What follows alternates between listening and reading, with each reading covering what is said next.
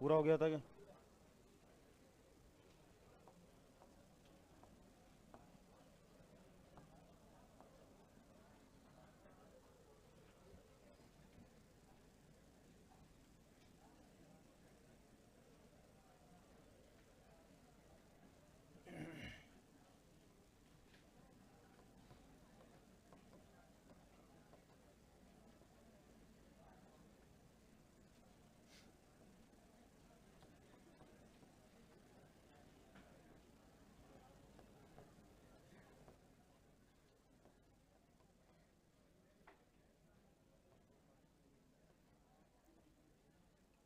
Gestalt theory.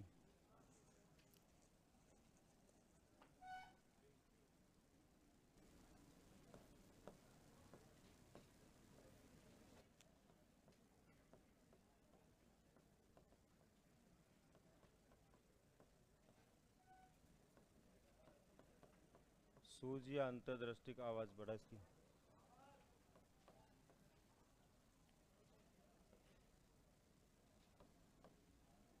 सूझ या अंतर्दृष्टि का सिद्धांत। अरे आवाज बढ़ाने क्या कर रहा, सो रहा क्या? तुम यहाँ बैठ जाते हो आकर के सुबह सुबह, शर्म नहीं आती का थोड़ी बहुत?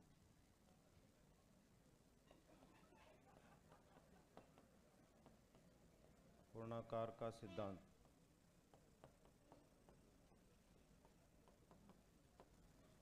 समग्रता या पूर्णाकार का सिद्धांत, सूझ या अंतर्दृष्टि का सिद्धांत या गेस्टाल्ट थ्योरी, ये जो सिद्धांत है ये किसके द्वारा दिया गया था और क्या विचार इसमें दिए गए थे? सबसे पहले तो ये जो सिद्धांत है इसके बारे में विचार दिया था मैक्स वर्दीमर ने।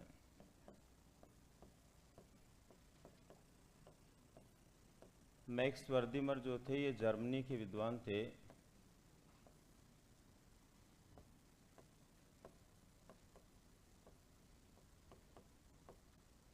और इन्होंने सबसे पहले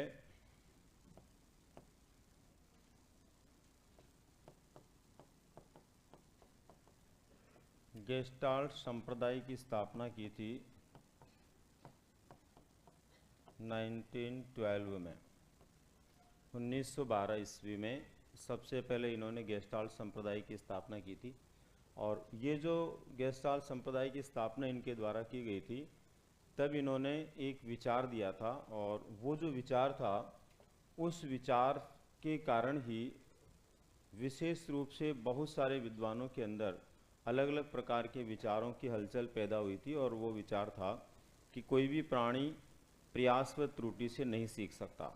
जबकि हमने पढ़ा है 1898 में 1898 ईस्वी के अंदर एक विद्वान थे थॉर्नडाइक, जिन्होंने कहा था कि प्राणी किससे सीखता है, प्रयास और त्रुटि से सीखता। और इन्होंने उस बात का खंडन किया था कि कोई भी प्राणी प्रयास और त्रुटि से नहीं सीख सकता।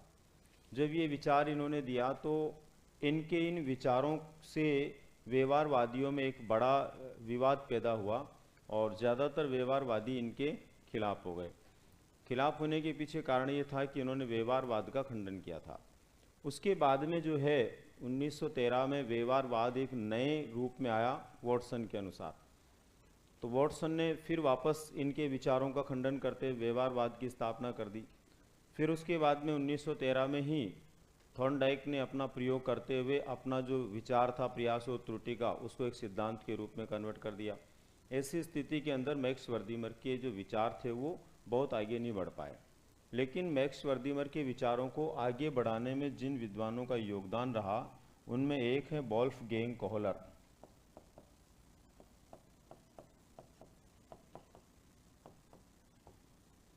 वोल्फगैंग कोहलर और एक हैं कुर्ट कोफका।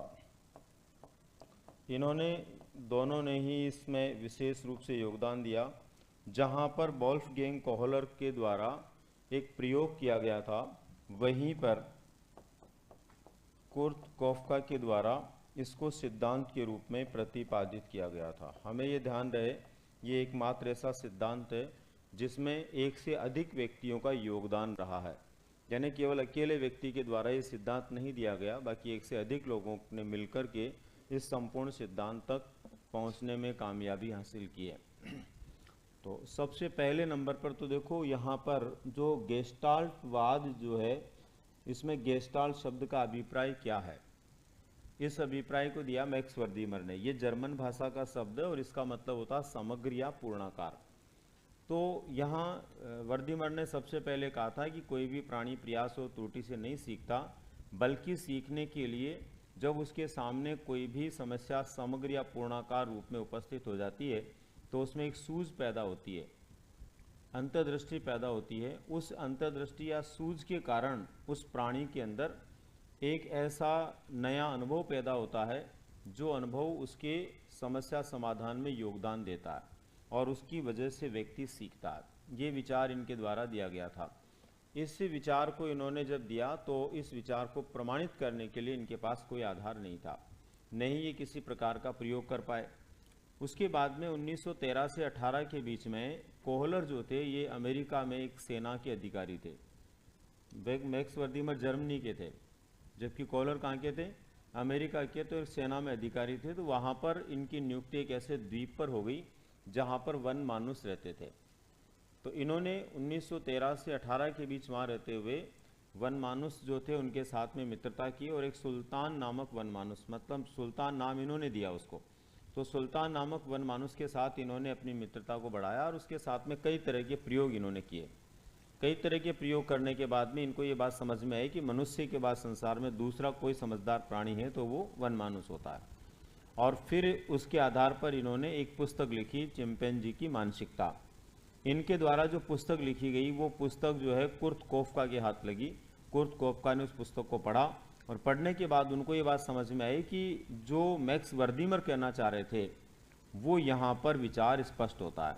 और फिर उन्होंने कोहलर के द्वारा किए गए प्रयोगों में से कुछ प्रयोगों को लिया और उन प्रयोगों के आधार पर पहली बार 1925 में एक सिद्धांत के रूप में इस विचार को दिया जिसे हम गेस्टाल्टवाद के नाम से जानते हैं।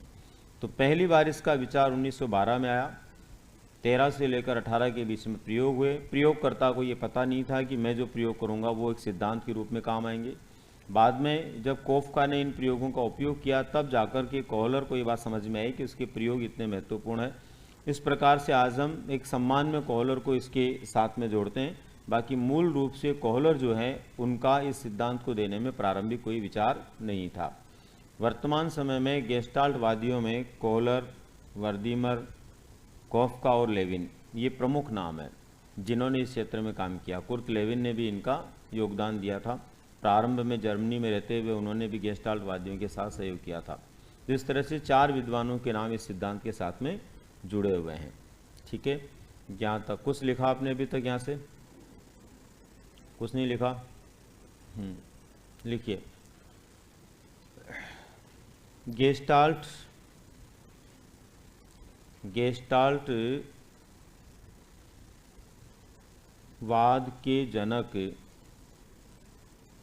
गेस्टाल्टवाद के जनक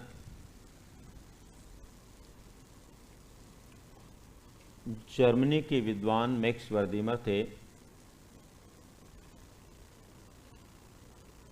गेस्टाल्टवाद के जनक जर्मनी के विद्वान मैक्स वर्दीमर थे, जिन्होंने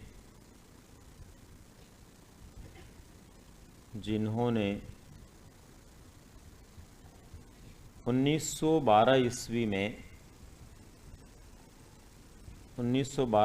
में गेस्टाल्ट शब्द का प्रयोग किया।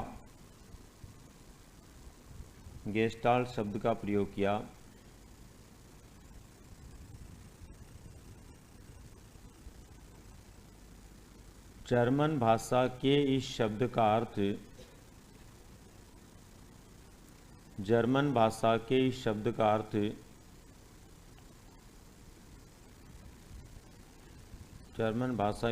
का अर्थ समग्र या पूर्णाकार होता है।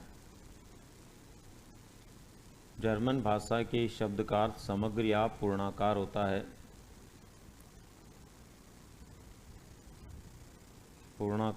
है।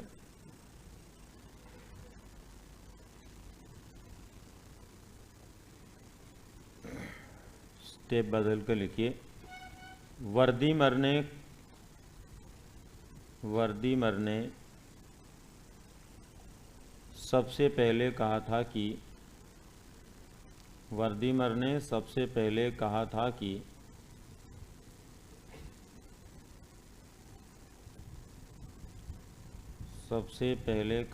कि कोई भी प्राणी प्रयास व त्रुटि से नहीं सीख सकता। कोई भी प्राणी प्रयास व त्रुटि से नहीं सीख सकता।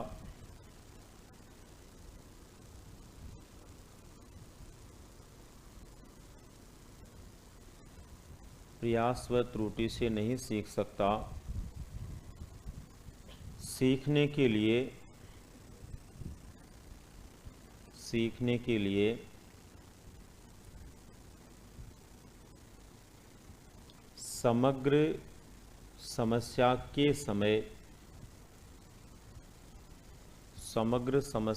समय सूझ की आवश्यकता होती है। समग्र समस्या के समय सूझ की आवश्यकता होती है।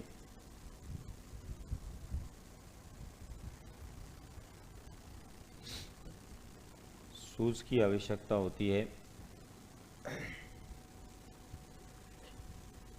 स्टेप बदल कर लिखो। मैक्स वर्दीमर के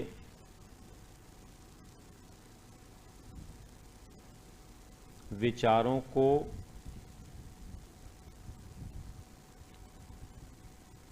प्रमाणित करने के लिए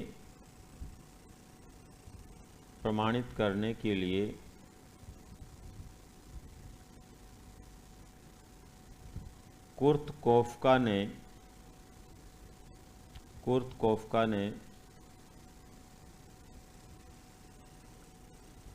कोहलर के द्वारा किए गए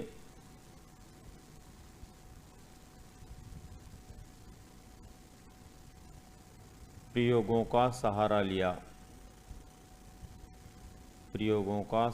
लिया।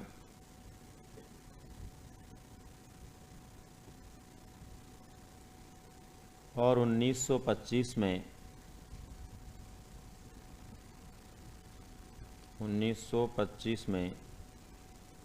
इस सिद्धांत को प्रतिपादित किया।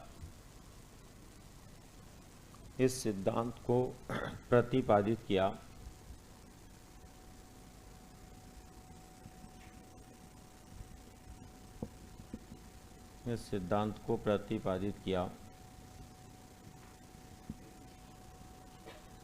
स्टेप बदल कर लिखो। वोल्फगैंग कोहलर अमेरिकी विद्वान थे। वोल्फगैंग कोहलर अमेरिकी विद्वान थे।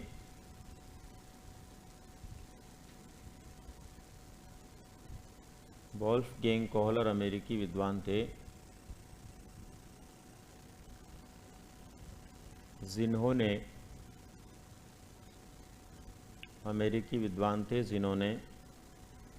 1913 से 1918 के बीच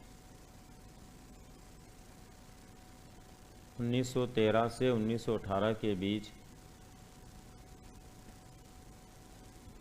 अमेरिका के एक द्वीप पर रहते हुए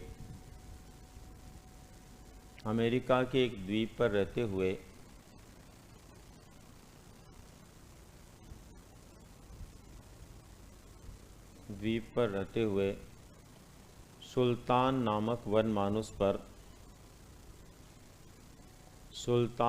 वनमानुस पर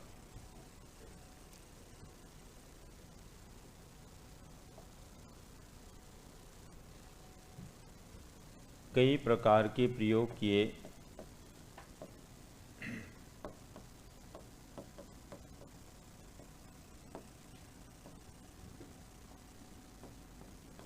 और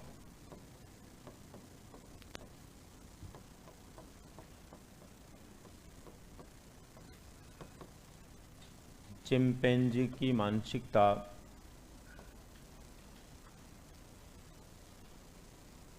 चिंपैंजी की मानसिकता नामक पुस्तक लिखी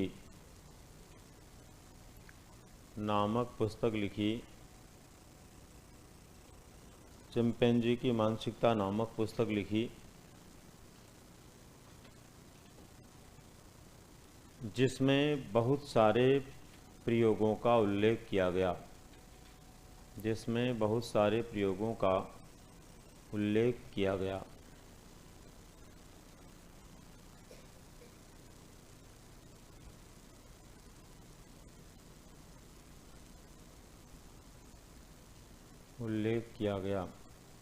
अब इनके द्वारा जो बहुत सारे प्रयोग किए गए, उनमें से कुछ चर्चित प्रयोग थे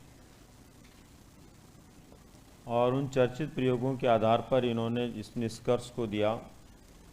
जैसे इन्होंने एक बड़ा पिंजरा लेकर के उसमें सुल्तान नामक वनमानुष जो था उसको बैठाया और यहाँ पर एक छड़ी रख दी, बाहर की तरफ जो है उसको दिखाते हुए केले रख दिए।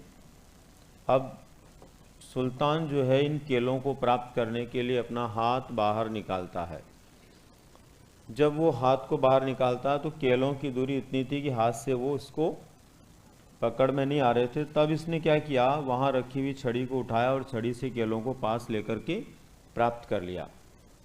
उसके बाद में इन्होंने इस प्रयोग को दोहराया और इन केलों की दूरी को और इन्होंने बढ़ा दिया और यहाँ एक की जगह 2 छड़ियाँ रख दी। अब इसके बाद में जो है सुल्तान ने सेकंड राउंड में अपना हाथ बाहर नहीं निकाला। फर्स्ट टाइम इसने क्या किया था, अपना हाथ बाहर निकाला था। सेकंड नंबर पर इसने हाथ बाहर नहीं निकाला और हाथ बाहर नहीं निकाला, डायरेक्ट इसने एक छड़ी उठाई और छड़ी से केले प्राप्त करने की कोशिश की। लेकिन अब की बार उनकी दूरी ज़्यादा थी तो एक छड़ी से वो नहीं आ रहे थे। तब सुल्तान को पुराने अनुभव के आधार पर सूझ पैदा हुई कि जब हाथ से केले नहीं आए थे तो एक छड़ी से आ गए थे। अब की बार एक छड़ी से नहीं आ रहे, इसका मतलब दूसरी छड़ी रखी हुई है, तो इन दोनों को जोड़ करके मैं केले प्राप्त कर सकता हूँ। और उसने ऐसा ही किया, दोनों छड़ियों को जोड़कर केले प्राप्त कर लिए।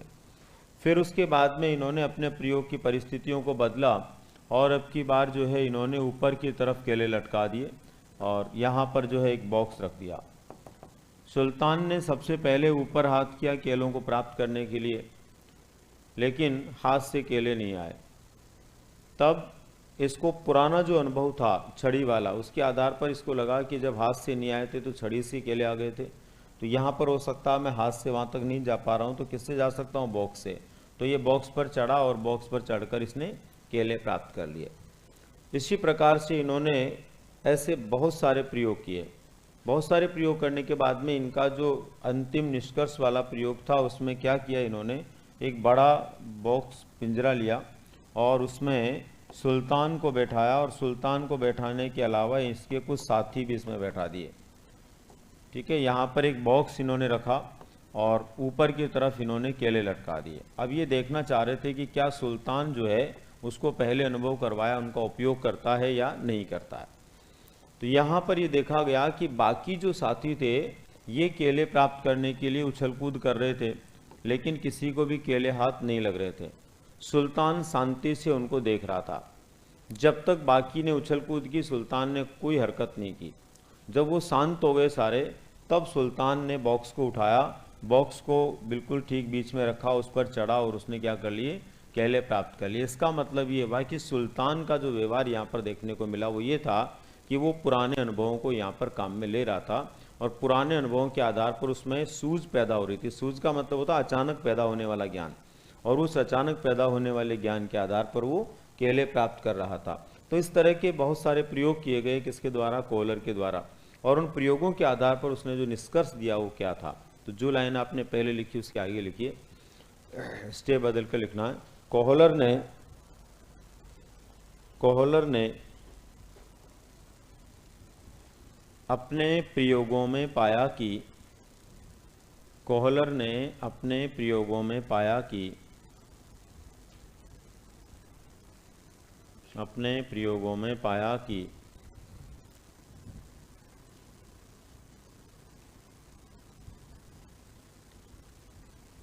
सुल्तान प्रत्येक अगली परिस्थिति में सुल्तान प्रत्येक अगली परिस्थिति में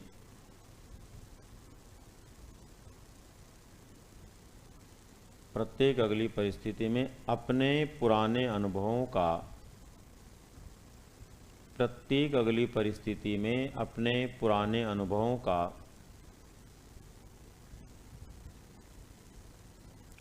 उपयोग कर रहा था और पुराने अनुभवों का उपयोग कर रहा था एवं नवीन परिस्थिति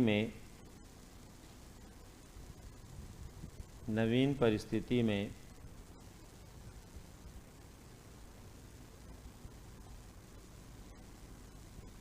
पैदा होने वाली सूझ से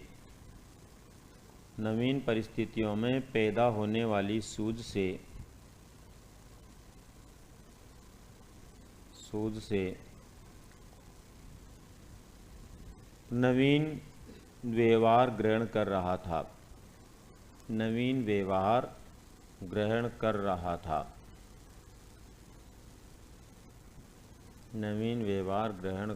था। ठीक है। अब देखो, गेस्टाल्ट वादियों ने जो अपना मूल रूप से सिद्धांत दिया था, उस सिद्धांत में इन्होंने कहा था कि एक प्राणी जो होता है, उस प्राणी के सामने यदि किसी समस्या को हम समग्र रूप से प्रकट करते हैं या पूर्णाकार में प्रकट करते हैं, तो समस्या के समग्र रूप या पूर्णाकार रूप के कारण ही प्राणी के अंदर क्या पैदा होती है? सूझ पैदा होती है। और ये जो सूझ होती है, इसी सूझ के आधार पर व्यक्ति या प्राणी अपने कार्य को पूरा करता है। अगर ये सूझ पैदा नहीं हो तो कोई भी प्राणी किसी कार्य को पूरा नहीं कर सकता, या यूं कहें कि बिना सूझ के व्यक्ति किसी निष्कर्ष पर नहीं जा सकता। लेकिन यहाँ पर सबसे महत्वपूर्ण बात यह है कि सूझ कब पैदा होगी? जब समस्या किस रूप में होगी? समग्र रूप में होगी। अब समस्या का समग्र रूप में होने से क्या अभिप्राय है? उदाहरण के तौर पर एक सवाल है गणित का, जो आपको सुनना है और ये बताना है कि क्या इसका जवाब आप दे सकते हैं। सवाल ये है कि एक व्यक्ति जो है 4,000 रुपये किसी को उधार देता है, 4,000 रुपये उधार देता है। 3 वर्ष के बाद में वो ब्याज सहित पैसे वापस लेता है, तो बताओ कितने पैसे लेगा? क्या इसका जवाब आप दे सकते हैं? वाई क्यों नहीं दे सकते? ब्याज की दर नहीं है। जब तक दर नहीं होगी तब तक आप जवाब कैसे दे सकते हैं? इसका मतलब समस्या का समग्र रूप में होना जरूरी है। जब तक समस्या समग्र रूप में नहीं है तब तक उसका कोई जवाब नहीं हो सकता, उसके लिए कोई सूझ पैदा नहीं हो सकती। तो यहाँ पर भी इन्होंने इस बात को प्रमाणित करने का प्रयास किया कि जब समस्या समग्र रूप में होती है तभी कोई प्राणी किसी नए व्यवहार को सीख पाता है या किसी नए व्यवहार के आधार पर उसके व्यवहार में परिवर्तन होता है। लिखें यहाँ पर, गेस्टाल्ट वादियों का मानना है कि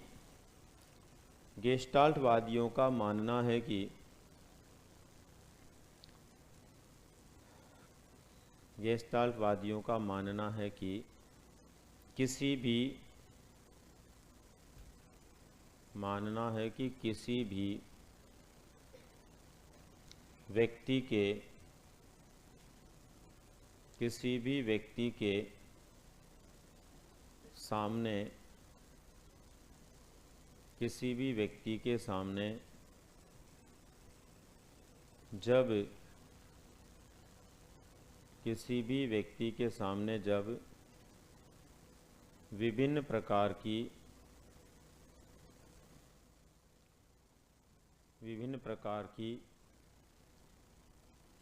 समस्याएं समग्र रूप में आती है,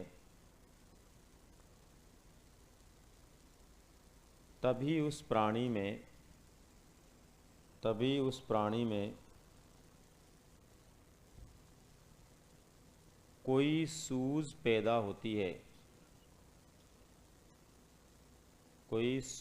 पैदा होती है और उस सूझ के कारण सूझ पैदा होती है और उस सूझ के कारण वह प्राणी सूझ के कारण वह प्राणी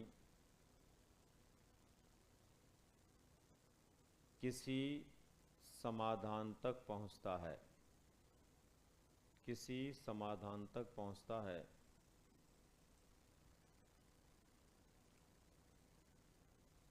इस प्रक्रिया में होने वाले व्यवहार परिवर्तन, इस प्रक्रिया में होने वाले व्यवहार परिवर्तन, होने वाले व्यवहार परिवर्तन से प्राणी सीखता है, होने वाले व्यवहार परिवर्तन से प्राणी सीखता है।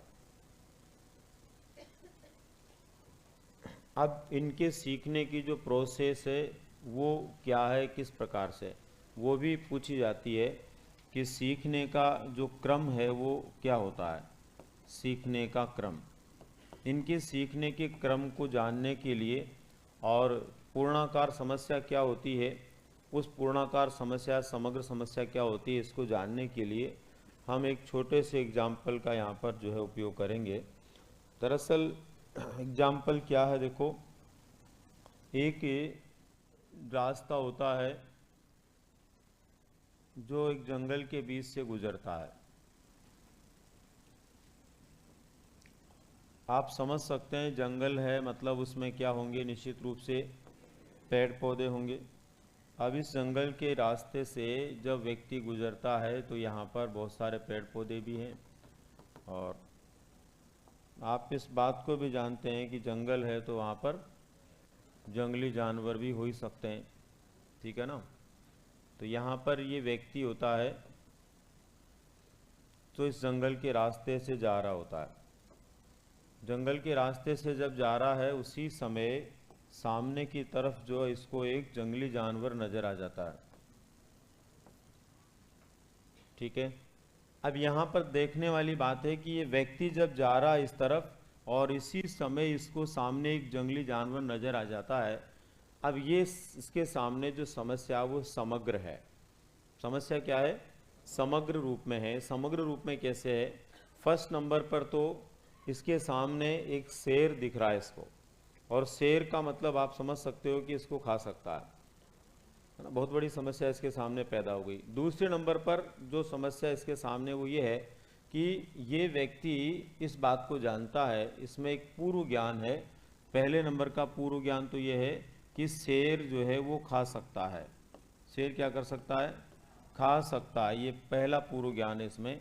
और दूसरा पूर्व ज्ञान है कि शेर पेड़ पर नहीं चढ़ सकता, शेर पेड़ पर नहीं चढ़ सकता। यहाँ पर अगर मैं टाइगर लिख देता तो चढ़ जाता है ना, तो शेर पेड़ पर नहीं चढ़ सकता, ये पूर्व ज्ञान इसको है। इस पूर्व ज्ञान के आधार पर इसमें एक सूझ पैदा हुई, ये पूर्व ज्ञान है, इसके आधार पर इसमें एक सूझ पैदा होती है। और वो सूझ क्या पैदा होती है कि जब शेर पेड़ पर नहीं चढ़ सकता तो पेड़ पर चढ़कर शेर से क्या किया जा सकता है, बचा जा सकता है। लेकिन फिर इसके सामने समस्या थी, वो ये थी कि ये जीवन में कभी पेड़ पर नहीं चढ़ा था। इसको आज तक इस बात का अनुभव नहीं था कि पेड़ पर कैसे चढ़ा जाए। इसका मतलब समस्या इसके सामने है। अब यहाँ पर ये पेड़ पर कभी नहीं चढ़ा था, लेकिन ये जो सूझ पैदा हुई, इस सूझ से इसको क्या महसूस हुआ कि अगर मैं पेड़ पर चढ़ने का प्रयास नहीं करता हूँ तो भी शेर मुझे खाएगा। फाइनल है, अगर मैं पेड़ पर चढ़ने का प्रयास करता हूं और चढ़ नहीं पाया तो भी खाएगा, चढ़ नहीं पाया तो भी खाएगा, और प्रयास नहीं करूंगा तो भी खाएगा, ये तो फिक्स है। लेकिन यदि मैं प्रयास करता हूं और पेड़ पर चढ़ पाया तो शेर से क्या हो जाऊंगा, बच जाऊंगा। अब आप समझते हैं मरता क्या नहीं करता। ऐसी स्थिति में उसने सोचा कि अब मुझे एक बार प्रयास करना ही चाहिए, और वो दौड़ करके किस तरफ गया, पेड़ की तरफ गया। आप समझते हैं पेड़ पर चढ़ना बहुत मुश्किल नहीं होता है। यदि कभी भी कोई भी व्यक्ति नहीं भी चढ़ा हो, फिर भी अगर वो प्रयास करता है तो पेड़ पर चढ़ सकता है। और पेड़ पर क्या, डर के आगे तो आदमी पता नहीं कहाँ कहाँ चढ़ जाते हैं, है ना।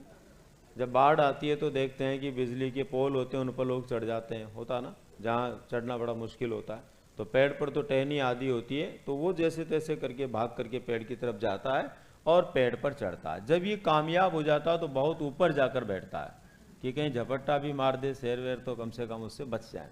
बहुत ऊपर चला जाता है और ऊपर जाके बैठता है। लेकिन जब वहाँ बैठता है तब इसकी सांसों में सांसें आती है और इसको लगता है कि अब मैं शेर से क्या हो गया हूँ, बच गया हूँ। और जब यहाँ पर चढ़कर इसको लगा मैं शेर से बच गया हूँ, मतलब इसको मजा आ गया, तो ये बोलता आहा।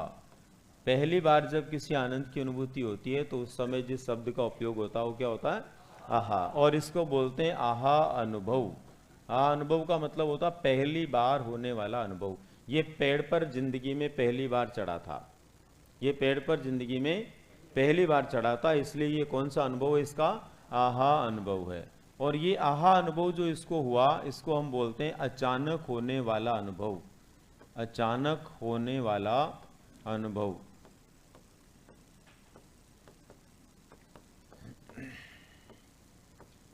अब ये अचानक होने वाला जो अनुभव है, इस अनुभव के आधार पर इसका व्यवहार बदला या नहीं बदला, इसका व्यवहार बदल गया ना, व्यवहार में परिवर्तन। अब क्या परिवर्तन आया, पहले ये पेड़ पर चढ़ना नहीं जानता था, लेकिन अब पेड़ पर चढ़ना सीख गया और जीवन में दोबारा कभी ऐसी नौबत आती है तो ये आसानी से पेड़ पर चढ़ सकता है, इसलिए ये इसको अधिगम हो गया।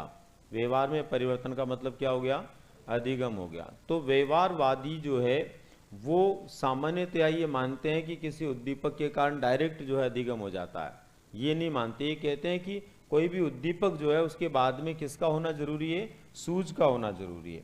सूझ जब होगी तभी जाकर के क्या पैदा होगा, आहा अनुभव पैदा होगा और उसके बाद व्यवहार में परिवर्तन होगा। इसके आधार पर इनके सीखने का एक प्रोसेस इन्होंने जो बताया, वो प्रोसेस आपको ध्यान में रखना है, वो आपसे पूछा जा सकता है। तो इनके द्वारा बताया गया सीखने का प्रोसेस क्या है, इन्होंने बताया सबसे पहले व्यक्ति में पूर्व ज्ञान होना चाहिए। ये परीक्षा में आ भी चुका है। पूर्व ज्ञान से व्यक्ति में क्या पैदा होती है, सूझ पैदा होती है। सूझ के कारण व्यक्ति को क्या होता है, आहा अनुभव होता है। और आहा अनुभव जो होता है उसके कारण व्यक्ति का व्यवहार बदलता है, जिसको हम क्या कहते हैं, अधिगम कहते हैं। तो ये इनका प्रोसेस है। ये कई बार पूछा भी जा चुका है सही क्रम क्या है, तो कभी तो इसमें सूझ पहले लिख देंगे, कभी आहा अनुभव बाद में लिख देंगे, पहले लिख देंगे, है ना। तो ये क्रम यही रहेगा इसका, पूर्व ज्ञान सबसे पहले, सूझ, आहा अनुभव और अधिगम। ठीक है, लिखिए इसमें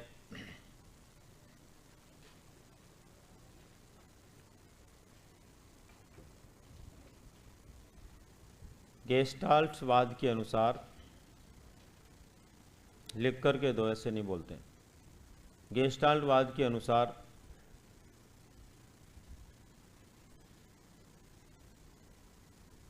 गेस्टाल्टवाद के अनुसार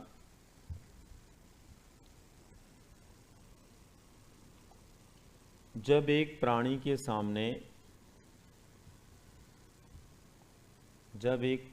सामने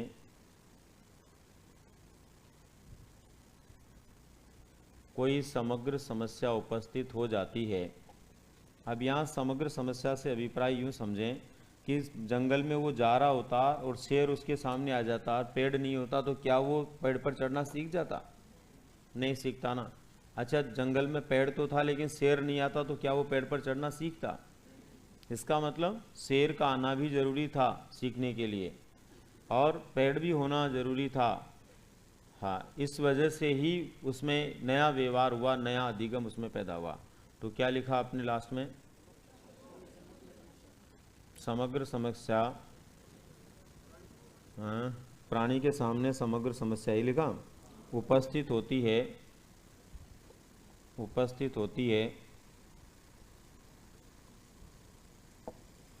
तब उसमें पूर्व ज्ञान के आधार पर कोई सूझ पैदा होती है, पूर्व ज्ञान के आधार पर कोई सूझ पैदा होती है।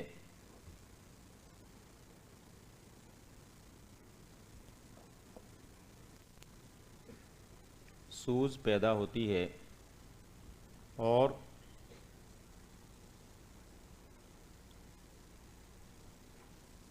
सूझ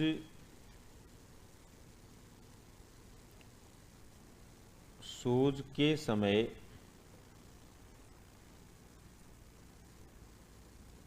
प्राणी को कोई नया अनुभव होता है, कोई नया अनुभव होता है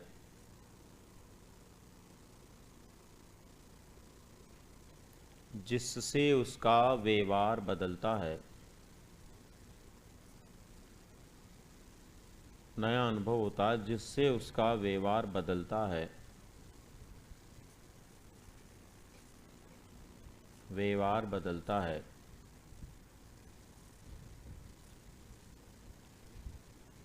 बदले हुए व्यवहार को ही अधिगम कहते हैं, बदले हुए व्यवहार को ही अधिगम कहते हैं।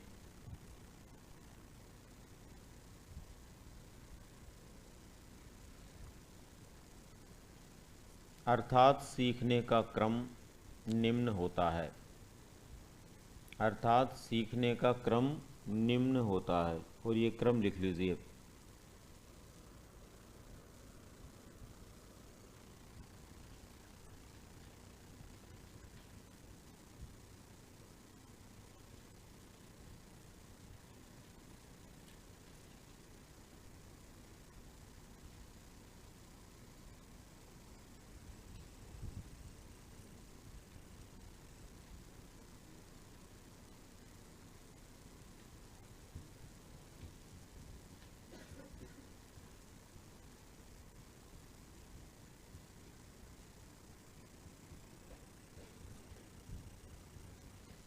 सीखने का क्रम लिख लिया।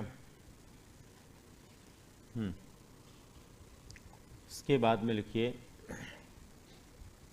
गेस्टाल्ट वादियों का मानना है कि,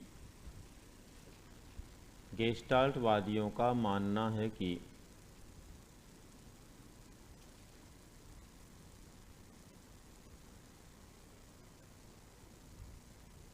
मानव की प्रकृति है, मानव की प्रकृति है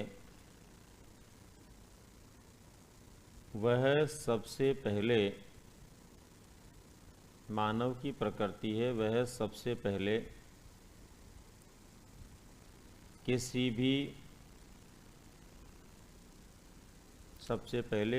भी वस्तु को समग्र रूप में ही देखता है, किसी भी वस्तु को समग्र रूप में ही देखता है।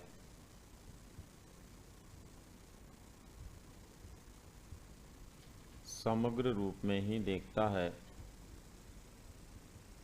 और बाद में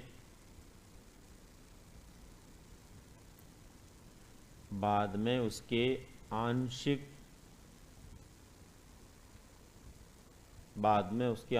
क्षेत्रों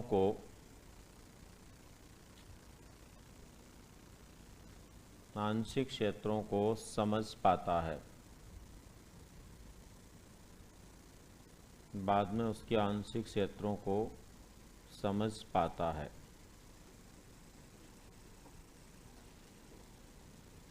ठीक है। अब देखिए, गेस्टाल्ट वादियों का जो विचार है इसको और प्रमाणित करने के लिए एक प्रयोग किया था ओलपोर्ट ने। G.W. ओलपोर्ट जो थे, इनके द्वारा एक छोटा प्रयोग किया गया था और उस प्रयोग में इन्होंने सूझ को लेकर के बताया था कि सूझ जो होती है वो किस तरह से बढ़ती है, किस में ज़्यादा होती है और किस में कम होती है। सामान्यतः सूझ का जो संबंध होता है वो आयु से होता है, परिपक्वता से होता है, बुद्धि से होता है, अभिप्रेरणा से होता है। ये सारी वो परिस्थितियाँ, वो कारक है जिनसे एक व्यक्ति में सूझ पैदा होती है। जिस व्यक्ति की आयु जितनी ज़्यादा होगी उसमें सूझ उतनी जल्दी पैदा होगी। दूसरा, जिस व्यक्ति में परिपक्वता ज़्यादा होगी उसमें सूझ ज़्यादा होगी।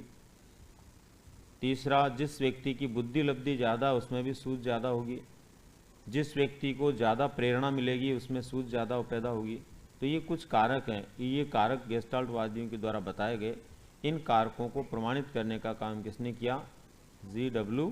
ऑलपोर्ट ने किया। तो लाइन बदल कर लिखो आप, गेस्टाल्टवादियों के अनुसार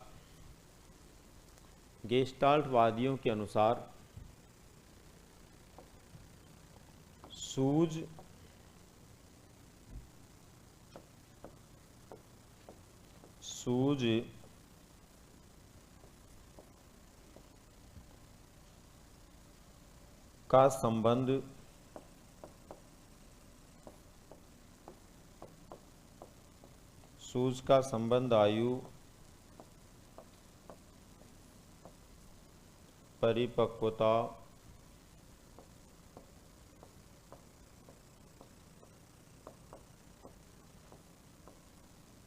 बुद्धि लब्धि,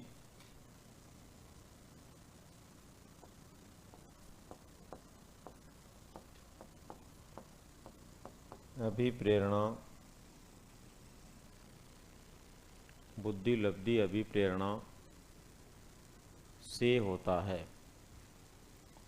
आयु, परिपक्वता, बुद्धि लब्धि अभिप्रेरणा से होता है। ये सभी वो क्षेत्र हैं जिनसे एक व्यक्ति में सूझ क्या होती है? विशेष रूप से बढ़ती है। अब इसके बाद में ऑलपोर्ट का प्रयोग क्या था?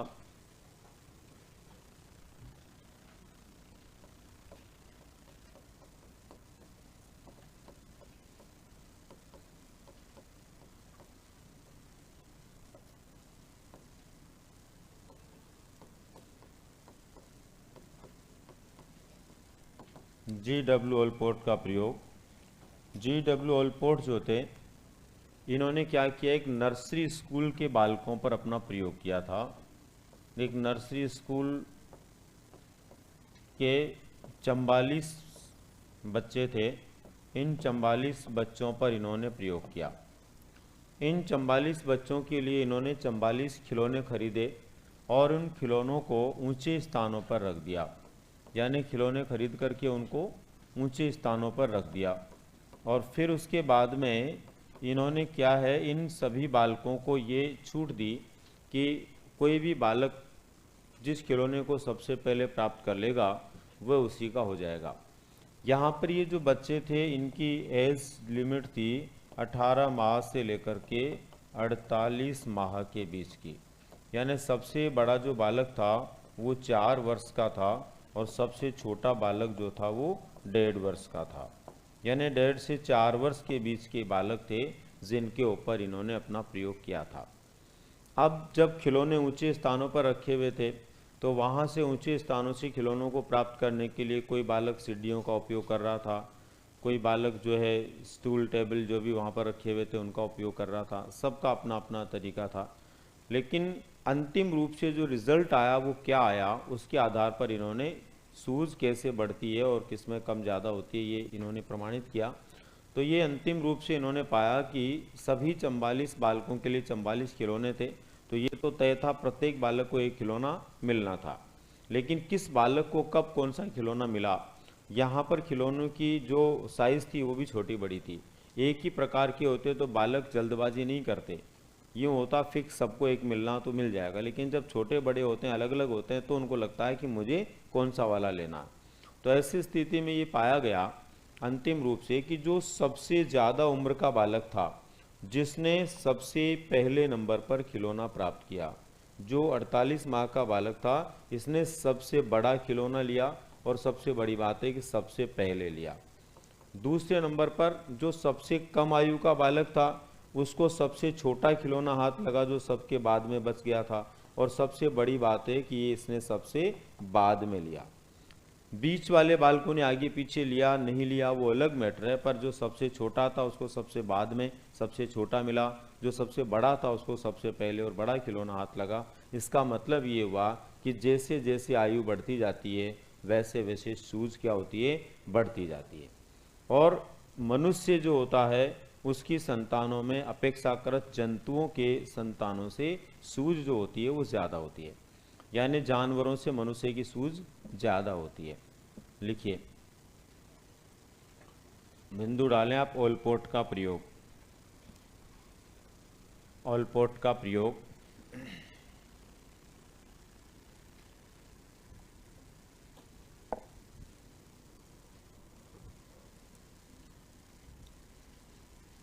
G.W. ऑलपोर्ट ने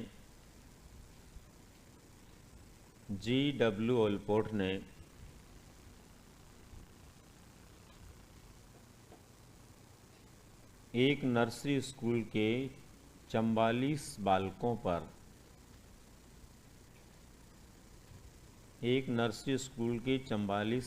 पर अपना प्रयोग किया था। नर्सरी स्कूल के 44 बालकों पर अपना प्रयोग किया था।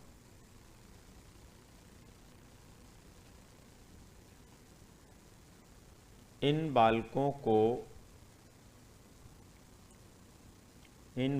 को दिखाते हुए 44 छोटे बड़े खिलौने रखे गए। इन बालकों को दिखाते हुए 44 छोटे बड़े खिलौने रखे गए।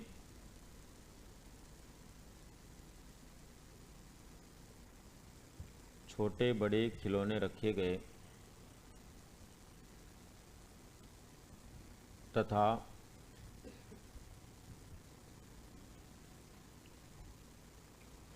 छोटे बड़े खिलौने रखे गए तथा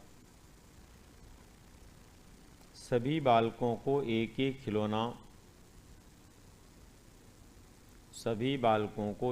खिलौना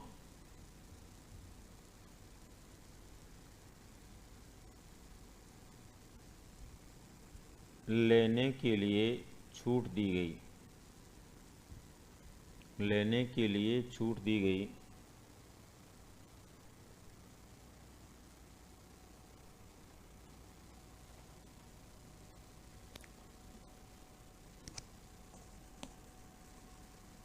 बालकों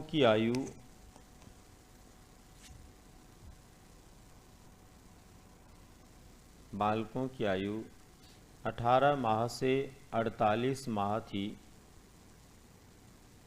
18 माह से 48 माह थी।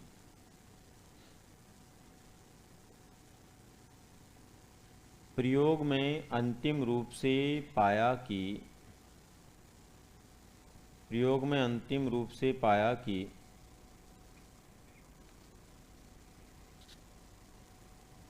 सबसे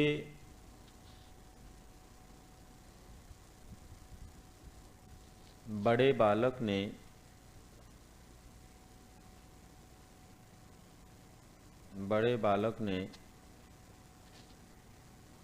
सबसे पहले और सबसे बड़ा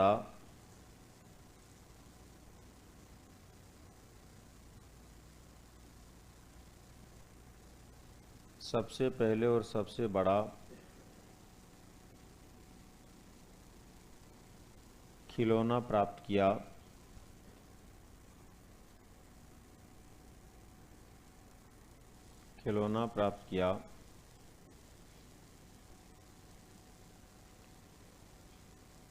जबकि सबसे छोटे बालक ने सबसे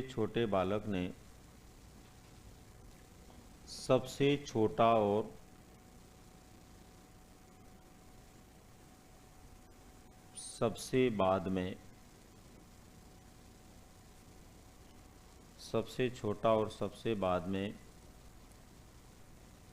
लिया। इस प्रयोग के आधार पर ऑलपोर्ट ने सिद्ध किया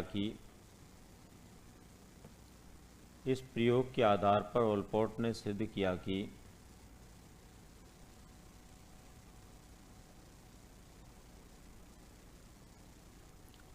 जैसे जैसे आयु बढ़ती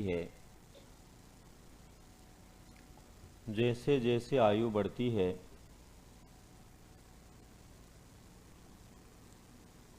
सूझ बढ़ती जाती है। जैसे जैसे आयु बढ़ती है सूझ बढ़ती जाती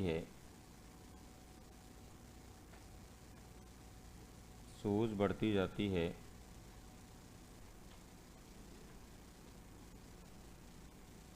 और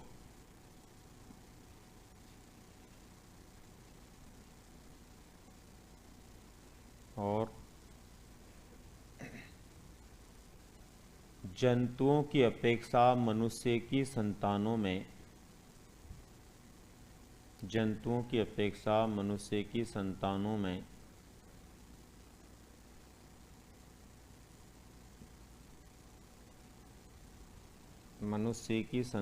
में सूझ अधिक पाई जाती है।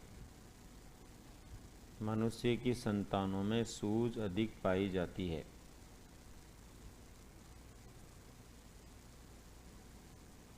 सूझ अधिक पाई जाती है।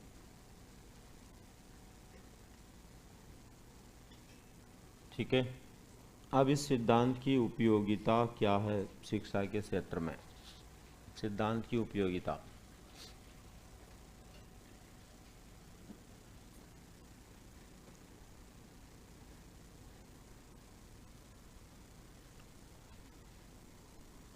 सिद्धांत की उपयोगिता में लिखो सबसे पहले नंबर पर, इसी सिद्धांत के आधार पर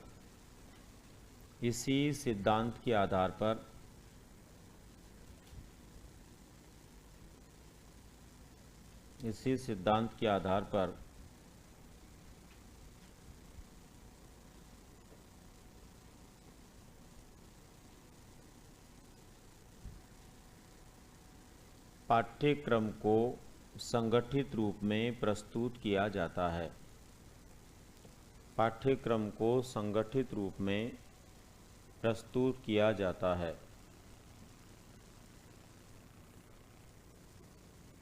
पाठ्यक्रम को संगठित रूप में प्रस्तुत किया जाता है।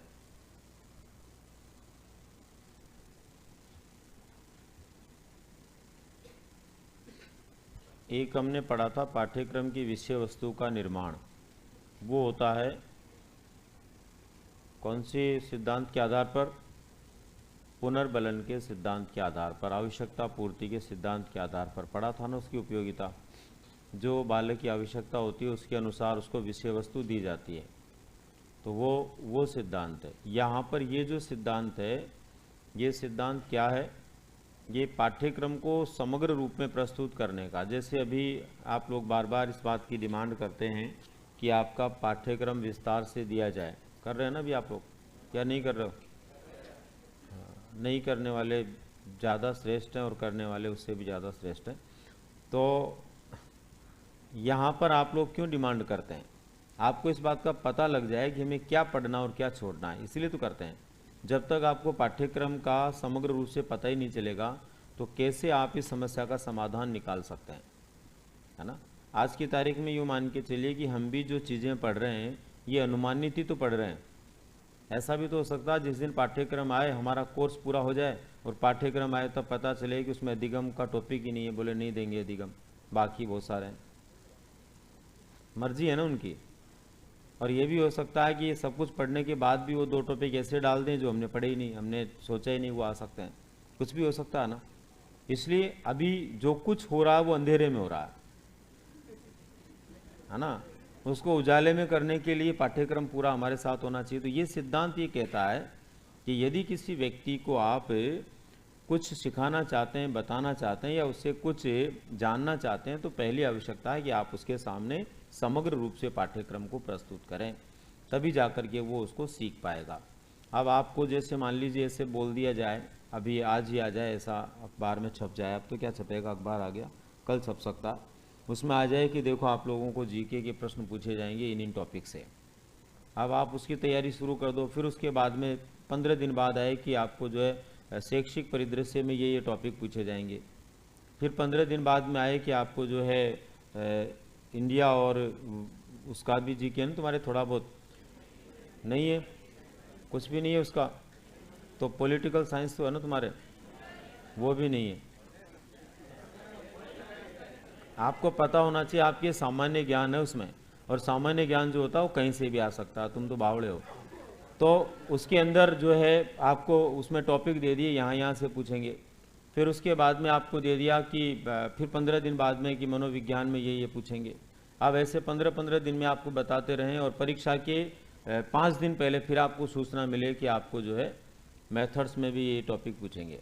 तो आप परीक्षा हॉल में घुसोगे तब भी माइंड आपका डिस्टर्ब रहेगा, कहीं ऐसा नहीं पेपर से पहले कोई लिस्ट मिल जाए बोले ये भी पूछेंगे, रहेगा नहीं रहेगा।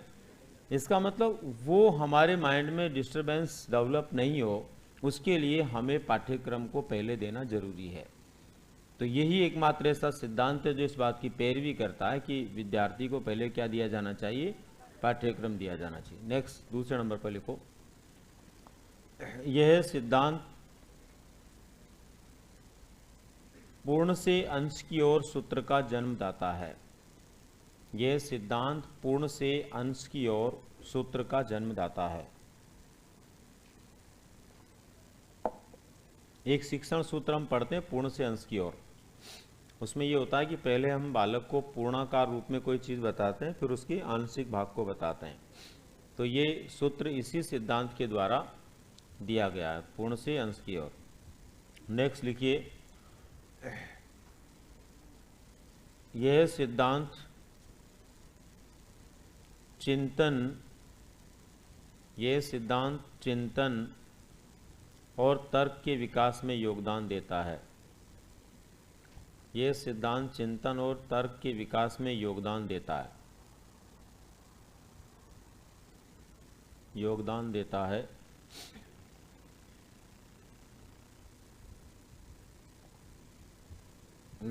देता है। उसके बाद में सूझ क्या है इसके महत्व को बताता है। तो इसी सिद्धांत से सूझ का महत्व स्पष्ट होता है।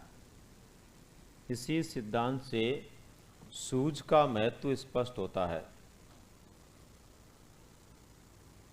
सूझ का महत्व स्पष्ट होता है।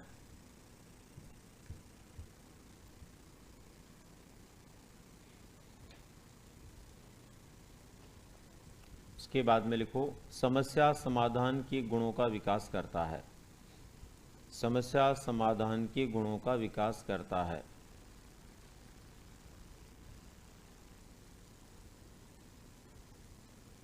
तो ये कुछ खास उपादेयता इस सिद्धांत से जुड़ी हुई है। अब इसके बाद में हमारा अंतिम जो सिद्धांत है वो बचता, अंतिम ही है ना, अंतिम हमारा सिद्धांत है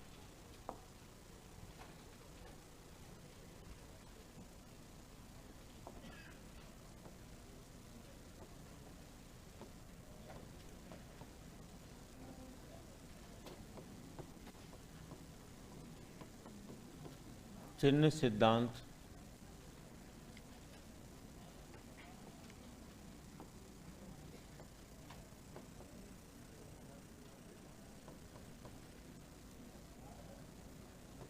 साइन थ्योरी, अव्यक्त अधिगम भी इसको बोलते हैं।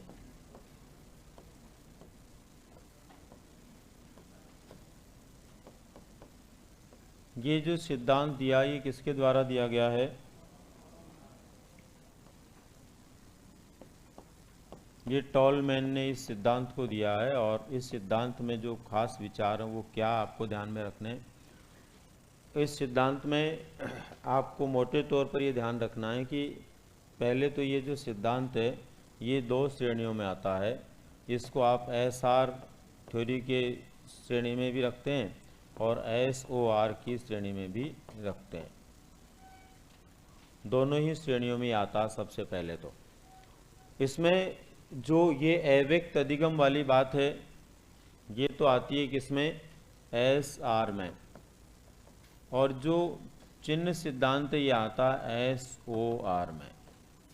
ठीक है, इसके 2 रूप हैं अलग अलग, दोनों इस तरह से आते हैं। यहाँ पर टॉलमैन ने अपना जो प्रयोग किया था वो एक भूल भुलैया के माध्यम से चूहों के दल पर किया था।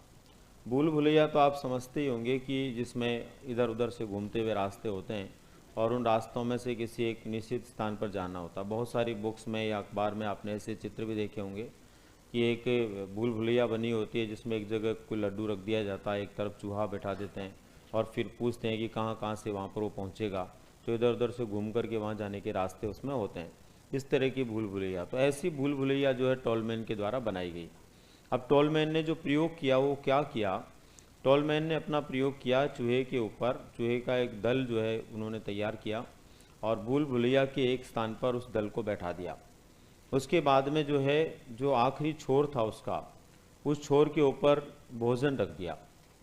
चूहों का एक दल उस स्थान से चला और लास्ट में जब पहुंचा तो उसको खाने के लिए क्या मिला, भोजन मिला। उसके बाद में दूसरा दल उसने बैठाया, दूसरे दल को उसने वहीं से बैठा करके लास्ट तक पहुंचाया, लेकिन दूसरे दल के लिए उसने भोजन नहीं रखा। पहले दल के चूहों को तो क्या मिला वहाँ पर, भोजन, दूसरे दल वालों को भोजन नहीं मिला। फिर उसके बाद में उसने तीसरी बार अपना प्रयोग किया और तीसरी बार जब प्रयोग किया उसमें उन चूहों को बैठाया जिनको पहले भोजन मिला था, लेकिन अब की बार भोजन नहीं रखा। चूहे वहाँ से पिछली बार जितने टाइम में पहुँचे थे उससे बहुत कम टाइम में वहाँ पहुँच गए। और बहुत कम टाइम में वहाँ क्यों पहुँच गए, क्योंकि उनको पता था वहाँ जाते ही क्या मिलेगा, भोजन मिलेगा, खाने को मिलेगा, तो दौड़ करके चूहे वहाँ पहुँच गए। उसके बाद में दूसरे दल को उसने बैठाया जिसको वहाँ जाने के बाद पहले क्या नहीं दिया था, भोजन नहीं दिया था, लेकिन अब की बार उसके लिए क्या रखा था, भोजन। अब वो चूहों के दल को वो रवाना कर रहा, लेकिन वो जा ही नहीं रहे, टालम टोल कर रहे हैं। क्यों कर रहे हैं, क्योंकि पिछली बार जब वो वहाँ पहुँचे थे तो उनको क्या नहीं मिला था, भोजन नहीं मिला था। दूसरे वाले फटाफट क्यों पहुँच गए, क्योंकि वहाँ जाने पर उनको क्या मिला था, भोजन। अब वो टालम टोल कर रहे, बार बार वो भेजना चाह रहा पर जा ही नहीं रहे। बड़े मुश्किलों से चूहे लास्ट में पहुँचे।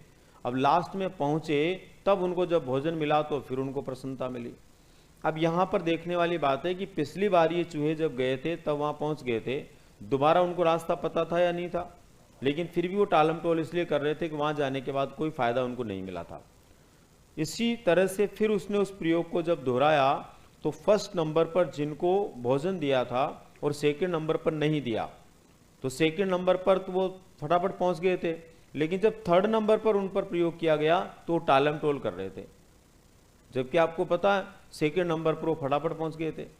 तीसरे नंबर पर टालम टोल इसलिए कर रहे थे कि जब दोबारा वो पहुंचे तब उनको क्या नहीं मिला था, भोजन नहीं मिला था। इसके आधार पर टोलमैन ने कहा कि जो चूहों का दल भोजन मिलने के बाद उस रास्ते में से तुरंत पहुंच गया था, इसका मतलब उस दल के चूहों को रास्ते का पता था, रास्ते का अधिगम हो गया था उनको कि कहाँ कहाँ से रास्ता है। लेकिन जब दोबारा पहुंचे और भोजन नहीं मिला तो तीसरे नंबर पर वो टालम टोल कर रहे थे। इसका मतलब उनको अधिगम तो था लेकिन उसको व्यक्त नहीं कर रहे थे।